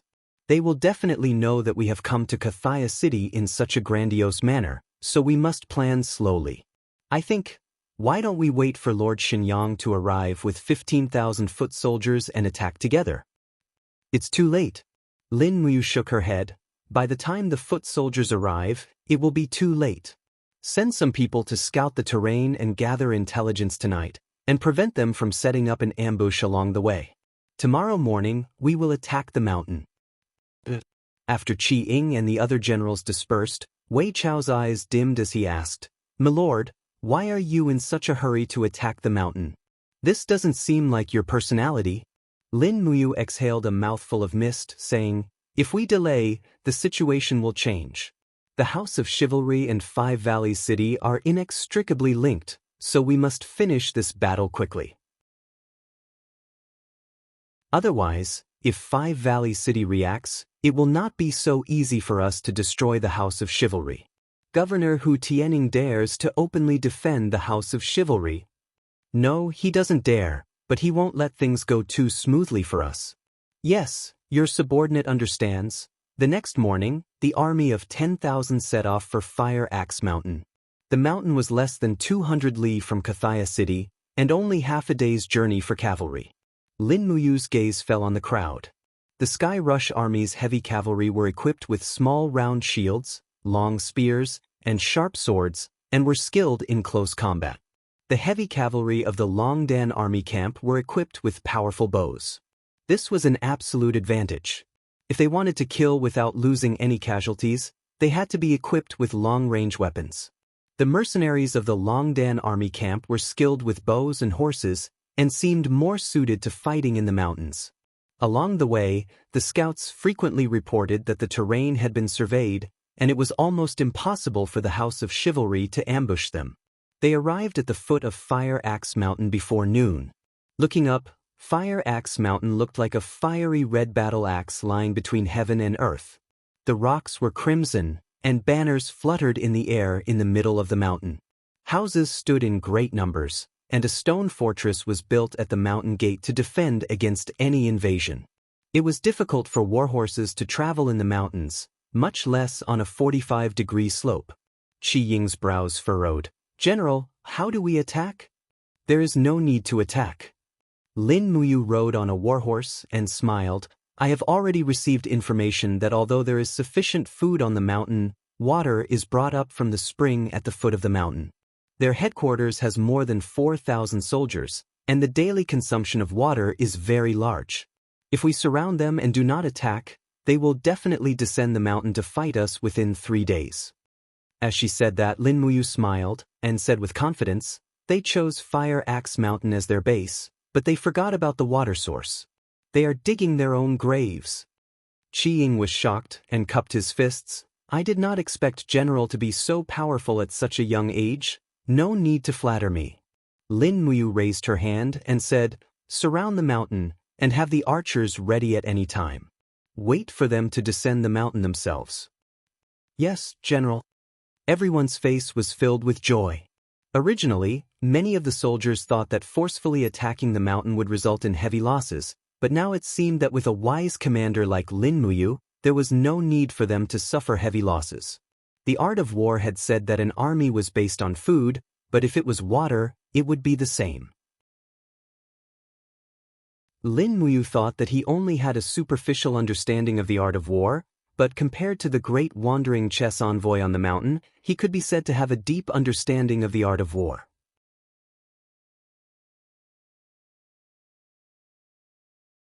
Chapter 213. In the blink of an eye, a day had passed. The people of the House of Chivalry had only managed to shoot a few arrows down the mountain. They could not even hit the feet of the Longdan army camp mercenaries before they fell to the ground powerlessly. However, this kind of provocation came again and again, as if they were very tired. At dusk, there was a sudden commotion on the mountain. The mountain gate opened wide, and about 100 or so rangers roared as they charged down the mountain on their warhorses. Release the arrows. Under Luo Yu's order, the Longdan army camp and Tianchong army that were lying in ambush in the forest all fired their arrows. In an instant, the 100 or so people who came down from the mountain screamed and fell to the ground. Only a few managed to escape. Wei Chou led a horse over and pointed at the wooden bucket on the horses but, saying, "As milord expected, the water on the mountain has already dried up. This group of people wants to kill their way out and snatch the water." Lin Muyu nodded. "Yes, keep the archers on guard and dig a trap behind the first line of defense. Wait for their next wave of attack." Qi Ying was stunned. "General, how can you be so sure that they will come down the mountain a second time to snatch the water?" Lin Muyu smiled confidently. "It's very simple. These 100 or so people are just to test how many people we have surrounding the Fire Axe Mountain. In the next wave of attack, they will use at least 2,000 people. Therefore, our first line of archers will not be able to defend at all. They will dig a trap to ensure that our losses are minimized." "So that's how it is." Qi Ying raised her eyebrows and smiled. "General is really meticulous." At this time, a white bird suddenly flew over their heads, the sound of its wings flapping faintly. Lin Muyu suddenly raised her head, her heart moved, and she said, "Wei Chou, shoot it down." Wei Chou raised his hand and knocked an arrow. With a "so" sound, the demon-devouring bow shot an arrow into the sky and killed the bird in the blink of an eye. A soldier of the Tianchong army picked up the bird's corpse and handed it over. "General." Lin Muyu took the bird corpse and looked at its feet. Sure enough, there was a small letter tube. She took out a piece of paper and saw a few simple words written on it. "Reinforcements will arrive in 2 days." Wei Chou frowned. "Sir, will the House of Chivalry send reinforcements? Could it be the people from their branch altar?" "I don't know." Lin Muyu felt a burst of anger and said, "Wei Chou, this messenger bird is coming from the direction of Five Valley City. Arrange for the sharpshooters in the camp to watch this direction day and night. Shoot down any messenger bird that flies by." Wei Chou smiled and nodded. "Understood." In the blink of an eye, it was night. The sky was filled with dark clouds and the moon and stars were dim. Even Qi Ying could feel the biting cold murderous intent. "This night will not be easy." Lin Muyu warmed himself by the bonfire and smiled. "Let everyone be more spirited." "Yes." In the early hours of the morning, a loud noise came from the mountain. The sound of horse hooves was loud. The House of Chivalry was attacking again. The moment the mountain gate opened, countless rangers with wooden shields and long swords rushed in. Their faces were full of anger as they shouted, "Kill! Kill these dogs of the Empire!" There were about 1,500 rangers on foot, and behind them were about 500 cavalrymen. It seemed like they wanted to use the wooden shields to wear down the arrows, and then the cavalrymen would charge. Lin Muyu stood under a towering tree, a thin layer of frost on his shoulders. He sneered. "In your dreams." Qi Ying mounted his horse and smiled. "General, it's our turn to charge now, right?" "Yes, we will fight when they break through the second blockade." "Yes." The torches on the Fire Axe Mountain were connected, and a large number of rangers charged out. Their battle cries shook the heavens, and their momentum was terrifying. "Fire!" Wei Chou shouted again. The longbow in his hand quickly shot out an arrow made of light. With a whoosh, it pierced through the bodies of 3 rangers. In the entire army, perhaps only Wei Chou had such arm strength and accuracy. Squeak, squeak. The bow in Lin Muyu's hand let out a cry of pain. Suddenly, an arrow was shot out. The arrowhead was imbued with pure Do Qi, and it directly pierced through a ranger's wooden shield. The explosive power of the arrow was shocking. "General is brave." The group of Tianchong soldiers were also very encouraged. Arrows rained down, and in the blink of an eye, the people from the House of Chivalry were killed. However, most of the arrows landed on the wooden shields and did not cause any damage. In the blink of an eye, the people from the House of Chivalry were within 20 meters of them. "Retreat!" Lin Muyu ordered. At the same time, she raised her hand and threw out 4 little magic sonar blades.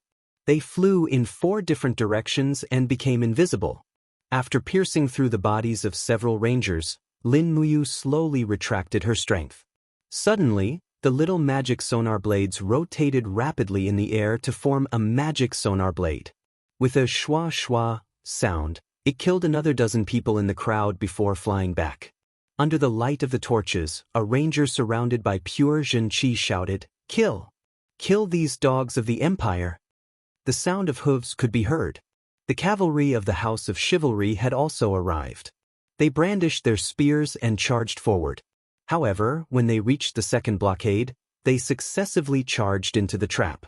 Screams of pain rang out as hundreds of people and horses fell into the trap that had been dug beforehand.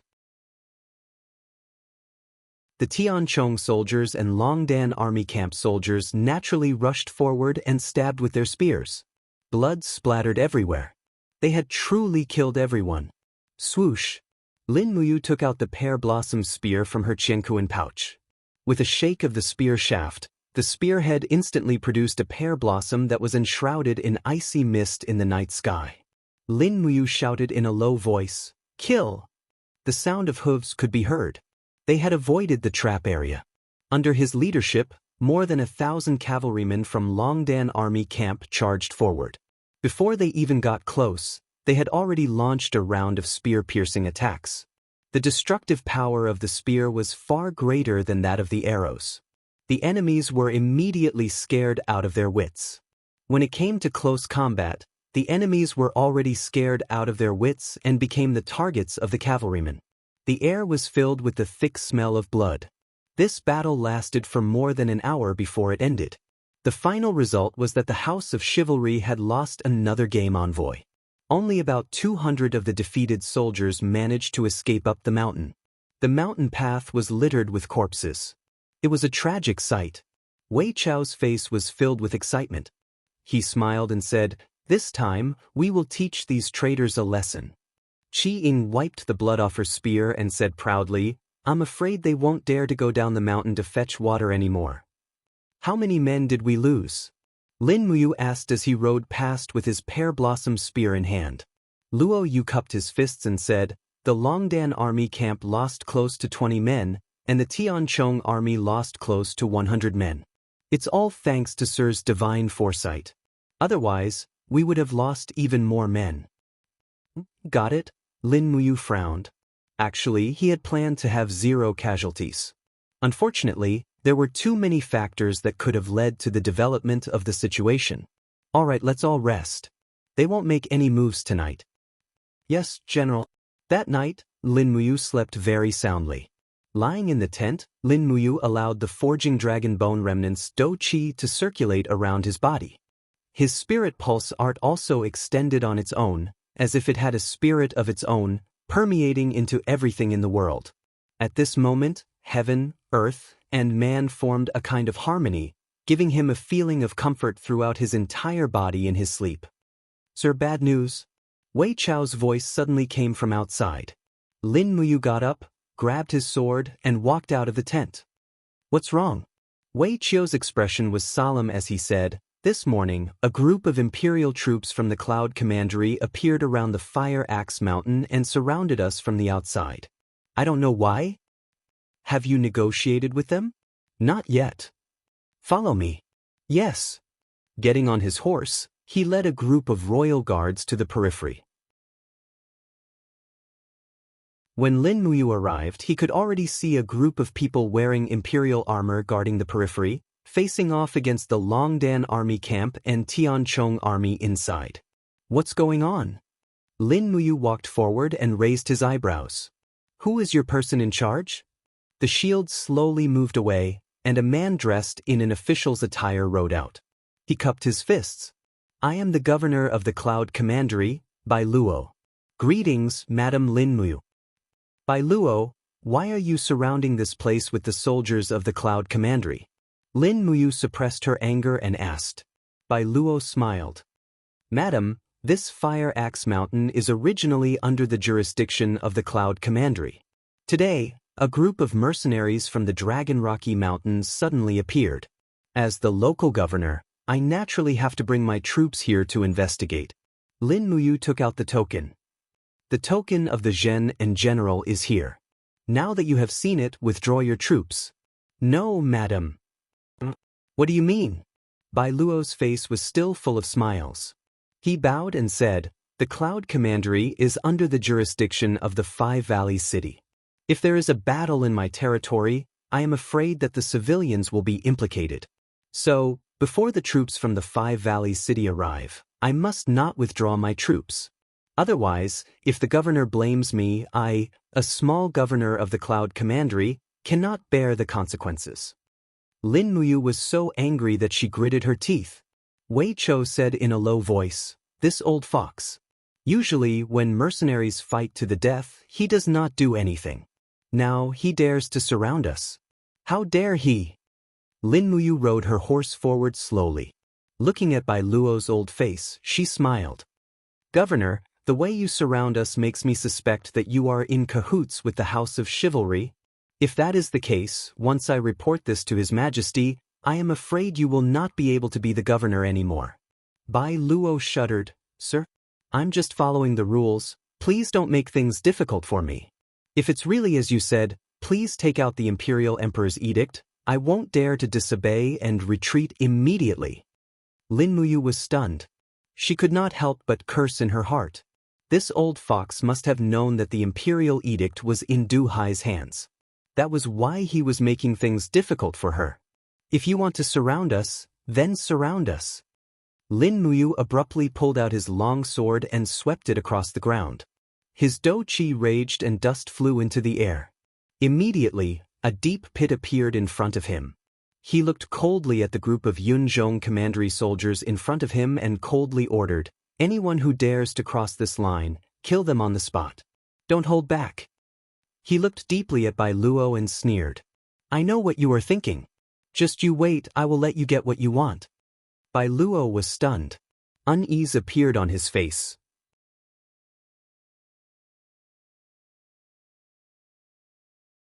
Chapter 214. Milord, are we just going to let these soldiers from Cloud Middle Commandery surround us?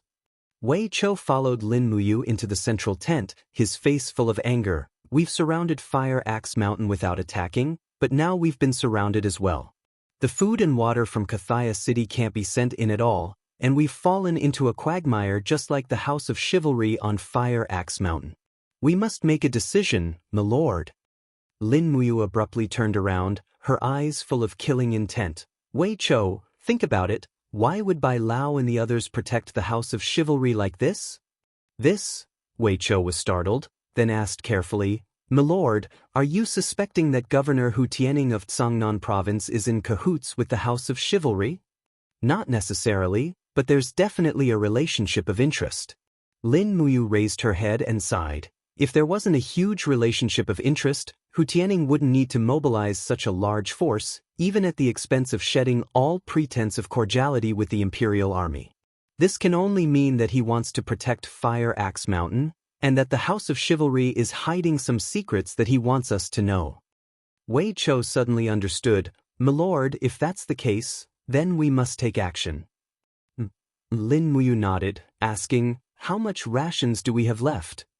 2 days at most. We're running out of water. Dig a dozen wells here.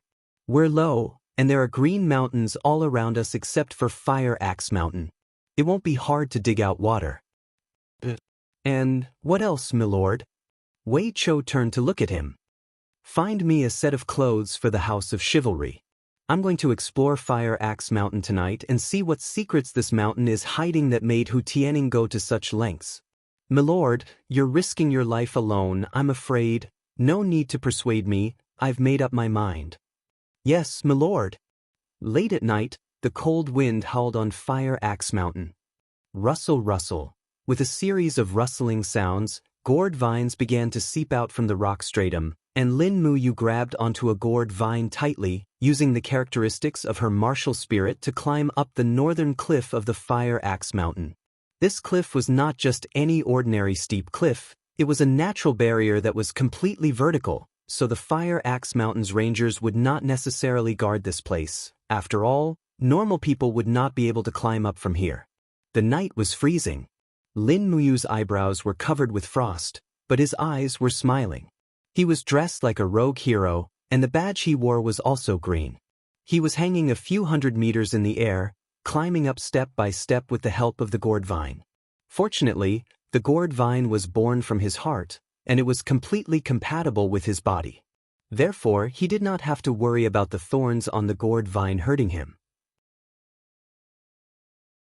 Even when Lin Muyu's palm grabbed the gourd vine, the surrounding thorns quickly dissipated into nothingness. It was a very mystical sight. Shwa! With a light leap, Lin Muyu landed on top of a fiery red rock. The dragon spirit sword was wrapped in black cloth and carried on his back. Lin Muyu was very familiar with the House of Chivalry, so he had nothing to fear. He strode over. Not far away, a dozen or so rangers were guarding the outer perimeter of North Mountain. "Who is it?" One of the rangers hurriedly raised his longbow. Lin Muyu hurriedly raised his hand and said with a smile, "Don't draw your bow, brother. I have a stomachache, but I'm too embarrassed to solve it up there. So I settled it at the edge of the cliff. We're family. Under the moonlight, the ranger saw his attire and couldn't help but laugh. "Damn, you scared me. Kid, you look unfamiliar. Are you new?" "Yes, I've been here for less than a month." "No wonder you look unfamiliar. Which team are you from?" This question made Lin Muyu stunned. Fortunately, he was more alert and said with a smile, "I was brought up the mountain by Lord Iron's Supreme Luoshan. Now I'm following him as his personal guard." There were at least 100 Iron Supreme Luoshan on this mountain. Moreover, there were frequent changes in personnel. These rangers might not know each other, so this lie was very appropriate. "Oh, so you're the brother that Lord Iron Supreme brought up the mountain. Come, do you want to drink some wine to warm your body?" "Thank you, brothers, but I have to go back immediately. Lord Iron Supreme was injured when he went down the mountain to attack today. I have to take care of him." "Okay, brother, you've worked hard." After successfully passing through the mountain, Lin Muyu walked along the mountain forest. However, he saw that the rangers along the way were all listless like a withered eggplant. It seemed that the two big blows of the water supply and the failure of the attack had almost caused their morale to drop. It was a pity that Hu Tianning had made a new move. Otherwise, the Longdan army camp would definitely be able to conquer this Fire Axe Mountain within 3 days with minimal losses. At this moment, a group of wandering warriors holding torches suddenly appeared in front of them. They were escorting about 20 people who looked like peasants through the corridor and went straight to the other side of the cliff. One of them raised his whip and scolded in an arrogant manner, "Move faster, mother asterisk cur. If you miss today's work, I'll skin you alive." These civilian workers were all carrying shovels on their shoulders. They looked sallow and emaciated. Lin Muyu couldn't help but frown. Without thinking too much, he quietly followed them and became one of the rangers. Together, they escorted the civilian workers. It was the middle of the night and they still had to continue working. There must be some kind of secret that they couldn't see. Sure enough, after circling around a small mountain peak, the area in front of them was brightly lit. About 100+ rogue warriors were standing guard in front of a cave, and this cave extended all the way into the depths of Fire Axe Mountain. Faint, ding-ding-dang-dang sounds could be heard coming from inside, and Lin Muyu immediately concluded that this was a gold mine. The Fire Axe Mountain was actually a huge gold mine. This was too sensational. "Go down." After pushing the civilian workers into the mine, Lin Muyu also followed a group of rangers down. The entire mine was filled with torches and rangers acting as guards. The entire Fire Axe Mountain seemed to have been emptied. The walls of the mine were densely packed with miners. They were using hammers, shovels, and other tools to strike the ores in the mountain. Under the light of the torches, some of the ores had a faint golden hue. Although it wasn't pure, it was definitely a gold mine. Lin Muyu couldn't help but take a deep breath. At this time, a bearded ranger looked at him and asked with a smile, "Little brother, you look unfamiliar. Are you new here?" "That's right. How should I address this big brother?" "Just call me Denyo." "Huh? Big brother Denyo, you're also in charge of guarding the mine today." "That's right." Denyo nodded. His eyes were filled with greed as he looked at the carts of gold and said, "If all of this gold is turned into Jianghu coins, each of us can marry 7 or 8 wives." Lin Muyu's heart sank. She smiled and said, "Big brother Denyo, do you know that these gold mines are used to make coins?" "Of course." Denyo waved his arm and smiled. "Otherwise, why do you think that old fox Hu Tianning sent reinforcements to us when the Fire Axe Mountain was surrounded?" Lin Muyu was relieved and said, "I'm new here, so I don't really understand these rules. Could it be that Hu Tianning wants these gold mines to make coins for himself?" "That's right. What else do you think?" Denyo excitedly said, "Since ancient times, birds die for wealth and birds die for food. But as far as I know, there is a law in the empire that prohibits officials from making coins for themselves." Lin Muyu said hypocritically. Denyo rubbed his nose and said, "Do you think that old fox Hu Tianning is a vegetarian? This Fire Axe Mountain has been mined for almost a year. Just the amount of Jianghu coins that have been made is more than 10 million. Hu Tianning is overflowing with wealth right now. Otherwise, he wouldn't be able to buy maids, war horses, and weapons in such a large amount. He even dares to buy war horses and weapons?" Lin Muyu smiled in astonishment. "This Hu Tianning is really bold." Denyo smiled and said, "Of course. The armies in Songnan province add up to about 120,000 people. Among them, the most elite is the Flying Mount camp led by General Long Qianlin under Hu Tianning. It is said that the war horses of this Flying Mount camp are all fine horses from the western regions. Their weapons are also made by famous craftsmen. All of them are made of black iron. Looking at the entire empire, which army can be mentioned in the same breath as them?" Lin Muyu secretly smiled. Perhaps even her Longdan army camp could contend against them? However, this Hu Tianning was indeed bold. He actually dared to collude with the House of Chivalry to mine gold on Fire Axe Mountain. How bold! Lin Muyu deeply sighed and said, "I wonder how many Jianghu coins we can get. Nowadays, marrying a wife in the countryside costs a lot of money." Denyo smiled. "Don't worry." "All right, what is your name?" "Linji." Denyo immediately patted Lin Muyu's shoulder and smiled. "Little brother Linji, the great travel envoy has already promised us that after we finish mining the gold on Fire Axe Mountain, we will move to another nest. Each brother will receive at least 1,000 Jianghu coins. Nowadays, the girls in the countryside are quite cheap. You can marry one for only 100 Jianghu coins. You are so young and strong, marrying a wife from 5 households is not a problem, huh?" Lin Muyu smiled shyly. "Brother Denyo must be joking. I am still inexperienced, Denyo." At this time, an excited voice suddenly came from the depths of the mine. We found it. What did you find?" Lin Muyu was startled. The voice in the depths of the mine immediately responded with a loud laugh. "Sir Jin Zun, we have found a white diamond. Quickly go and tell the great travel envoy that we have finally found a white diamond." Lin Muyu was startled. He immediately went down the rope with a group of wandering warriors. With the help of the light, he saw a group of miners gathered there. At the bottom of the mine, after the hard rocks were cut open, long crystals that looked like ice crystals appeared in front of him.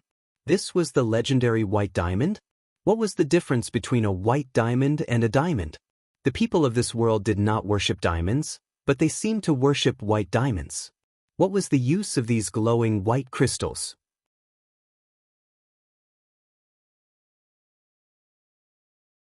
Chapter 215. What's the use of white diamonds? Lin Muyu asked in surprise. Denyo squinted his eyes and said, "You don't know? White diamonds are very rare, but they're the favorite ornaments of noble ladies. It's said that these white diamonds can emit light, so many noble ladies like to use them to decorate their rooms. Usually, A lady with a white diamond is enough to make her best friend envious. Looking at the bundles of white diamonds in the rock stratum, Lin Muyu furrowed her brows. This was another huge fortune, but it seemed like it was not fated to be with her. It was about to become Hu Tianing's. Taking a deep breath, Lin Muyu tried to touch these white diamonds with her spiritual sense, but she didn't expect that there was spiritual energy in the white diamonds that reflected her spiritual sense. Heavens, these white diamonds actually contained such rich spiritual energy. She carefully analyzed the structure of the white diamonds with her spiritual sense and found that although they were called diamonds, they were actually more like metals. However, they were a type of metal with unknown characteristics. At least, they weren't in the periodic table of elements. The crystal form of white diamonds was made up of tiny particles, and the structure of each particle was similar to the molecular structure of a diamond. One could imagine how hard it was. It's said that white diamonds have another use. At this time, another venerable who was about 60 years old said while stroking his beard, "Oh, use." Lin Muyu and Denyo asked together. The old venerable smiled and said, "I heard from our ancestors that this kind of white diamond is extremely sharp, and it has a natural ability to destroy battle chi. So, in ancient times, there were divine blacksmiths who used white diamonds to make weapons. These weapons can easily break through the defense of battle chi armor. In other words, a heavenly king's defense can't even withstand a single blow from a white diamond weapon." Denyo immediately raised his eyebrows and said, "Bullsh asterisk T. There are many white diamonds in the empire now, but why isn't there a weapon made from white diamonds? Because there hasn't been a divine blacksmith of that level in the future." The venerable smiled disdainfully. "You kids won't understand even if I tell you how white diamonds can break battle armor." These words were like a bolt from the blue to Lin Muyu. How many powerful beings at the Heavenly King stage and above had relied on the toughness of their suits of battle armor to dominate an entire army? However, if he could really smelt the white diamond and use it as a weapon, that would be the bane of all Heavenly King stage powerhouses. Furthermore, Lin Muyu could already imagine that scene in her heart. With the white diamond as the arrowhead, wouldn't it be able to instantly kill any Heavenly King stage powerhouse? If that was really the case, perhaps Jin Yifan, Xiang Yu, and the others wouldn't be as scary as they had imagined. After all, not everyone could withstand the simultaneous release of 10,000 arrows. In an instant, Lin Muyu made up her mind. She couldn't leave any of these white diamonds to Hu Tianing. Otherwise, it would be a disaster. Ouch! He suddenly bent his body. Denyo hurriedly asked, "Little brother Lin Ji, what's wrong?" "I suddenly have a stomachache. I'll go up first." "Oh, okay, be careful." "Thank you, brother Denyo." This Denyo was very straightforward and honest. He was very likable. After flying out of the mine, Lin Muyu once again arrived at the North Mountain. Using the excuse of having a stomachache, she went down the mountain and headed straight for the main tent of the Longdan army camp. It was already past midnight. "Gather all the generals above the rank of Chili Arch," he said in a low voice. Wei Chou immediately cupped his fists. "Yes, sir." A few minutes later, more than 10 generals with sleepy eyes came to the main tent. All of their faces were full of surprise. "General, for you to summon us in the middle of the night, could it be that the troops from the Cloud Commandery are attacking?" "Not really." Lin Muyu shook her head. "Prepare to gather the troops. We will attack the mountain during the night. We must occupy the entire Fire Axe Mountain before dawn. The Tianchong army will be responsible for bringing up the rear. I will personally lead the Longdan army camp to attack the mountain. We will strive to take it down in one strike." "Yes, sir." Luo Yu and Fengshi cupped their fists together. "The Longdan army camp awaits your orders at any time." Torches were quickly raised, and every mercenary in the Longdan army camp had a few water bags hanging on their waists. It might not be easy to go down the mountain after going up the mountain. They had to make early preparations to avoid the same fate as the House of Chivalry on the Fire Axe Mountain. In the middle of the night, Lin Muyu led more than 1,000 heavy cavalry of the Longdan army camp to the mountain gate. From afar, Wei Chou killed the Silver Elder guarding the gate with a single arrow. "Be careful," The Empire's lackeys are attacking at night. A warning came from the stone fortress. There was no time to waste. Lin Muyu quickly activated his martial spirit. The golden gourd wrapped him and his warhorse within it. He charged towards the mountain gate and raised his right fist. The space seemed to distort because of it. He mustered all his strength and expended nearly 40% of his do qi to unleash a Four Luminaries Demon Cry. The Four Luminaries Demon Cry was an area of effect attack. The power of the demon god bombarded the gate like a cannonball. Instantly, the iron gate was torn into pieces. Even the entire stone city wall was turned into dust. The rangers on the city wall howled in pain. Looking at the countless soldiers of the Longdan army camp climbing up the mountain, none of them dared to resist. They were scared out of their wits and shouted, "Oh my God, are they still human? Sir, spare us, we are willing to join the Empire's army." They quickly broke through the mountain gate. Just as Lin Muyu had expected, there were more than 2,000 rangers on the mountain. However, at least half of them were supervising the work in the mines. Therefore, there were very few people that could be sent out to defend the mountain. The people from the House of Chivalry probably thought that Lin Muyu would not dare to attack the mountain with the arrival of the troops from Yunzhong Commandery. However, they were wrong. It was because the temptation of the White Diamond was too great for Lin Muyu to resist. The Longdan army camp swept through and quickly killed their way up the mountain. With just over 1,000 heavy cavalry, they were unimpeded. In fact, it was mainly due to the 60 royal guards at the front of the formation. The strength of the royal guards was known to the world. With these 60 powerhouses attacking the mountain, it was a miracle that the House of Chivalry could withstand them. "Be careful, their great Yuchess envoy is here." Xiahou Sang raised his spear and rushed over from afar. He laughed and said, "Leave this great Yuchess envoy to me." The great Yuchess envoy was already a white-haired old man. The result was beyond Xiahou Sang's expectations. With a sweep of his battle energy, Xiahou Sang and his horse were pushed back. He was not a match for the great Yuchess envoy at all. Lin Muyu narrowed her eyes. This great Yuchess envoy was wearing battle armor. He was a heavenly king powerhouse, but his aura might not be stronger than hers. More importantly, the great Yuchess envoy's weapon was only a spirit-grade long saber. "With me, Guan Longsheng, here, who dares to be presumptuous?" The great Yuchess envoy held his saber in front of him, his face full of arrogance. The group of rangers behind him were encouraged, and all of them had smiles on their faces. "Lord Great Yuchess envoy is indeed invincible. Brothers, we will definitely win." "Pa!" Lin Muyu suddenly leaped from her horse, her battle energy rising rapidly. Holding the dragon spirit sword with both hands, she quickly descended from the sky. The blade was surrounded by the two luminaries' demonic dance's Xian energy. She shouted, "I don't care if you are a great Yuchess envoy or not.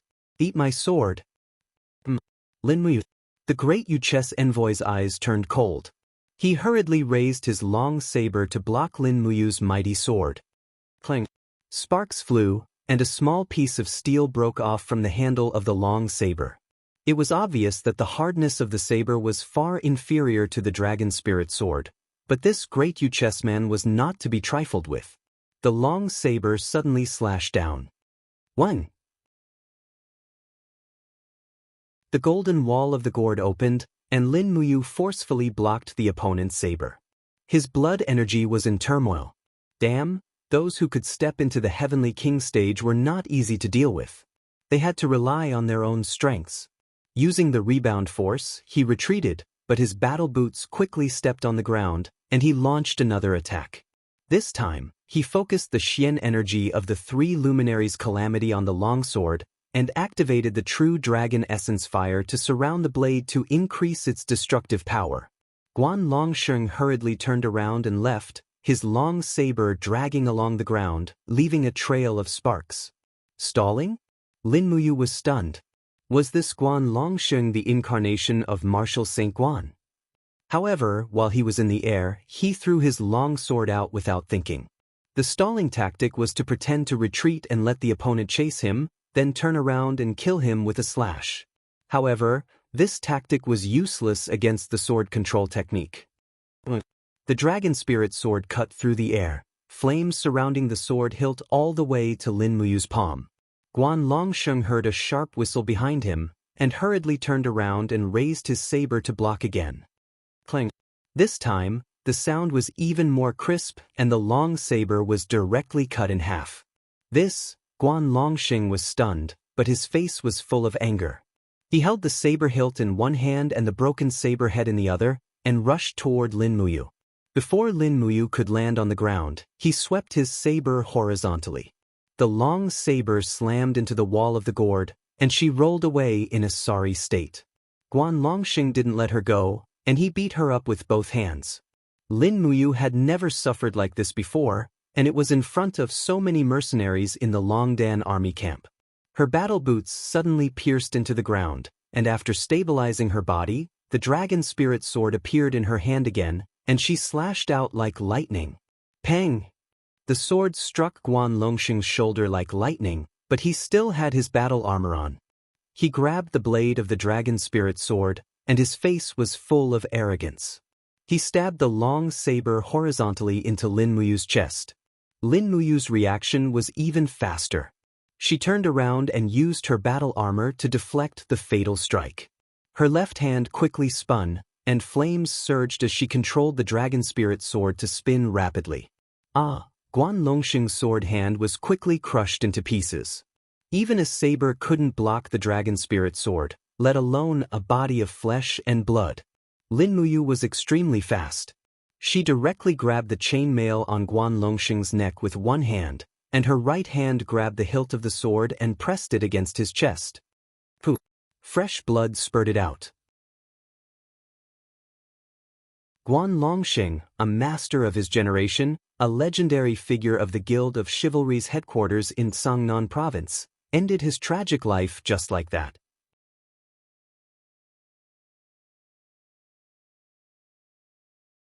Chapter 216. With Guan Longsheng's death, the few remaining golden venerables and silver venerables from the House of Chivalry lost their courage to continue fighting.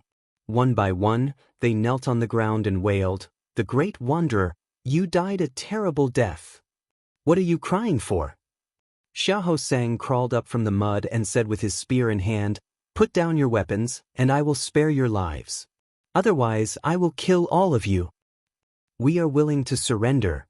The group of people put down their weapons. It was good that there was no massacre. "My lord, what should we do now?" Qi Ying cupped his fists and said, "I feel that since Fire Axe Mountain has been conquered and these rangers are willing to surrender, our mission is complete. Why don't we go down the mountain immediately?" Lin Muyu nodded. "General Qi Ying will lead 5,000 heavy cavalry from the Tianchong army down the mountain to set up camp. Wait for me." Qi Ying mounted his horse and left. Wei Chou asked, "My lord, what else do we need to do?" "Bring the men and follow me." "Yes." In the Fire Axe Mountain mine, the clanking sounds were still lingering. When more than 1,000 Longdan army camp mercenaries appeared in the mine, the rangers did not have the courage to fight at all. They all put down their weapons and expressed their willingness to surrender. Most of these people only joined the House of Chivalry to seek a better future. Apart from some of them who had bad records, the rest could be incorporated into the Longdan army camp mercenaries. Lin Muyu was wearing the Holy Temple's battle robe. When she stepped into the mine with Wei Chou, Xiahou Sang, and the other royal guards, Daniel recognized her from afar. His eyes widened. "Aren't you little brother Lin Ji?" Wei Chou said in a low voice, "Don't be rude. This is Lin Muyu from the Eagle's Nest camp of the royal guards. She is also the new general of the south." Daniel's face was filled with fear as he quickly knelt down and said, "This lowly one greets sir. This lowly one didn't know sir was. I know I was wrong, sir. Please don't kill me." Lin Muyu couldn't help but laugh. She went forward to hold Daniel's arms and said with a smile, "Brother Daniel, my real name is indeed Lin Ji. You don't have to be afraid. The Imperial Army isn't like the dogs of the Empire that you guys claim to be. Don't worry, if you're willing to surrender, then join us. If not, then take your Jin-in coins and go home. With me here, no one will dare to touch a single hair on your head. Daniel stood there in shock while Wei Chou snickered. This big blockhead is really stupid. Xiahou Sang looked around and said, Heavens, so there's a gold mine here. These damn rangers are secretly mining here instead of reporting to the Ministry of Works. Humans die in pursuit of wealth just as birds die in pursuit of food. It's normal, Lin Muyu said. Luo Yu, on the other hand, was quite courageous. She squinted her eyes and said with a smile, I'm afraid the truth is more than that. From Hu Tianing's behavior, this gold mine is most likely his. At least, he won't be able to clean up this mess no matter what. However, Lin Muyu suddenly turned around and said with a serious expression, Listen up, all of you. This gold mine was mined by Guan Longsheng of the House of Chivalry in Songnan Province. It has nothing to do with Sir Hu Tianing of Five Valleys City. If anyone dares to slander Governor Hu Tianing, I, Lin Muyu, promise to cut off his head with my sword. Luo Yu, Wei Chou, and the others were shocked. Sir, this, however, Feng Shi smiled and cupped his fists. Sir is wise. At this time, everyone had already reached the bottom of the mine. However, in less than 2 hours, clusters of white diamond crystals had already appeared in their field of vision. These are white diamonds? Wei Chou, who was experienced and knowledgeable, asked. Lin Muyu nodded and said, Luo Yu, Feng Shi, let our brothers in the Longdan army camp come down and quickly mine these white diamonds. Then, load them up and send them back to Dragon Rocky Mountain. Luo Yu smiled. Sir. Lin Muyu walked forward and used the dragon spirit sword to dig with all her might. She found that there were actually only so many white diamonds in front of her. If she dug any further, there would be gold mines. Wei Chou saw through Lin Muyu's thoughts and said with a smile, Sir, white diamonds only grow in rich spiritual energy layers, so there are only so many here. Moreover, it's already very fortunate that we can dig so many. The reserves of white diamonds here are equivalent to about half of the Empire's total reserves, right? Lin Muyu nodded. Yes, this is enough. Hurry up and mine. Xiahou Sang was puzzled. Sir, then, what about the gold mines? Privately mining gold mines is a capital offense. Lin Muyu smiled at him and said, Xiahou Sang, do you want to violate the Empire's laws? This. Xiahou Sang smiled. Sir is too smart. Lin Muyu didn't go anywhere. She just sat in the mine and watched Luo Yu, Wei Chou, and the others mine the white diamonds. She put the white diamonds that were submitted into her Qinkuan bag one by one. However, the Qinkuan bag was quickly filled to the brim. There were at most 700 to 800 white diamonds. The remaining hundreds of white diamonds were given to the soldiers in the Longdan army camp to carry. At this moment, a tiger-level commander from the Longdan army camp dashed into the mine and cupped his fists. Commander, a group of people who claim to be from the Flying Mount camp have arrived at the foot of the mountain. They said that if we don't go out, they will immediately attack the mountain. General Qi Ying of the Tianchong army camp seems to be unable to restrain his anger and wants to fight. Sir, quickly go and take a look. Oh? Lin Muyu's gaze turned cold. Is Long Qianlin finally here?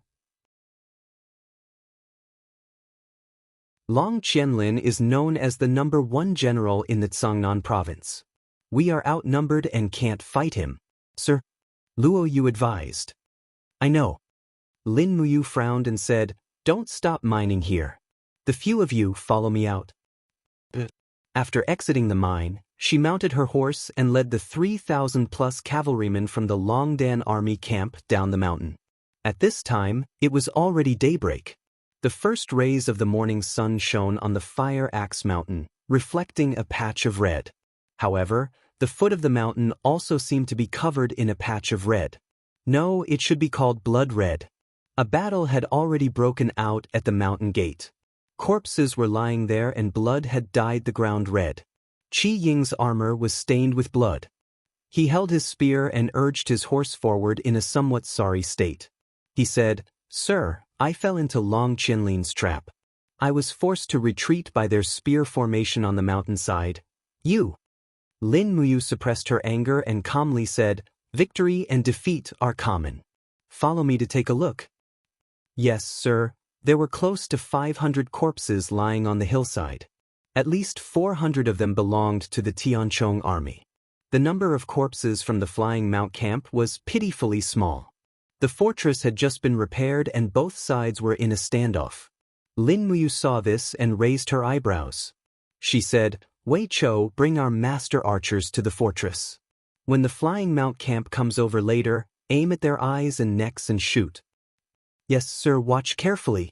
Lin Muyu continued. "Luo Yu, lead the stronger brothers from the Longdan army camp to the fortress and carry the rounder stones. If the Flying Mount camp attacks the mountain forcefully, throw these stones down." "Yes, sir." Fengxi, lead 200 men to dismount and form a shield formation to block their arrows. "Yes."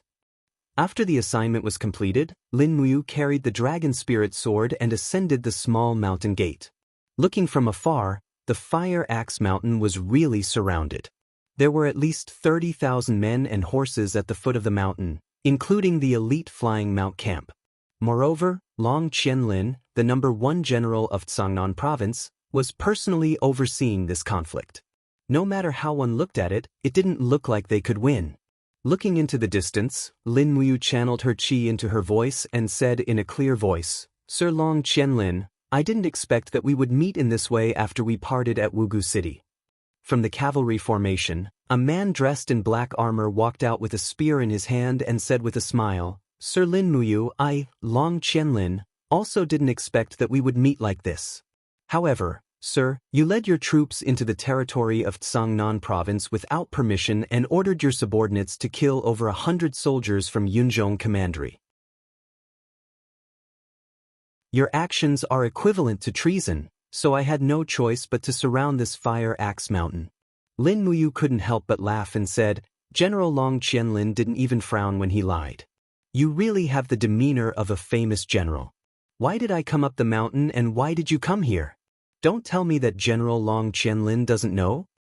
Long Qianlin sneered, "Sir Lin Muyu, you are one of the 4 heroes of Lan and Yen appointed by His Majesty. Everyone knows that you are now the honorable general of the South. Everyone thinks that you will be a famous general in the future. I, Long Qianlin, have the honor to experience the abilities of a famous general like you today. Do you dare to fight?" Lin Muyu said lightly. Clang. Long Qianlin unsheathed his sword and shouted, "Attack the mountain!" The Flying Mount Battalion mobilized 1,000 men to attack the mountain. Their formation was neat and orderly. After entering the firing range, they immediately raised their shields to protect themselves and their companions. They moved forward as a whole without the slightest bit of disorder, as if they were an iron shield. Lin Muyu couldn't help but secretly exclaim in admiration. This Long Qianlin was indeed very capable. As a famous general in the era of cold weapons, everyone had their own skill. Long Qianlin's reputation was definitely earned through fighting and not through bragging. Release the arrows. Under Wei Chou's command, the stone fortress released tens of thousands of arrows in unison. Moreover, there was no lack of sharpshooters among the Imperial Guards and the Longdan army camp. While the arrows landed on the shields, there was no lack of arrows that hit the eyes and necks of the soldiers of the Flying Mount Battalion. Immediately, blood-curdling screams rang out. In the blink of an eye, dozens of people were shot and killed. The entire shield formation seemed to have been affected. Long Qianlin spurred his horse to the rear of the cavalry formation. He suddenly raised his long sword and shouted, "Throw the spear!" Clang, clang, clang, one by one the shields fell.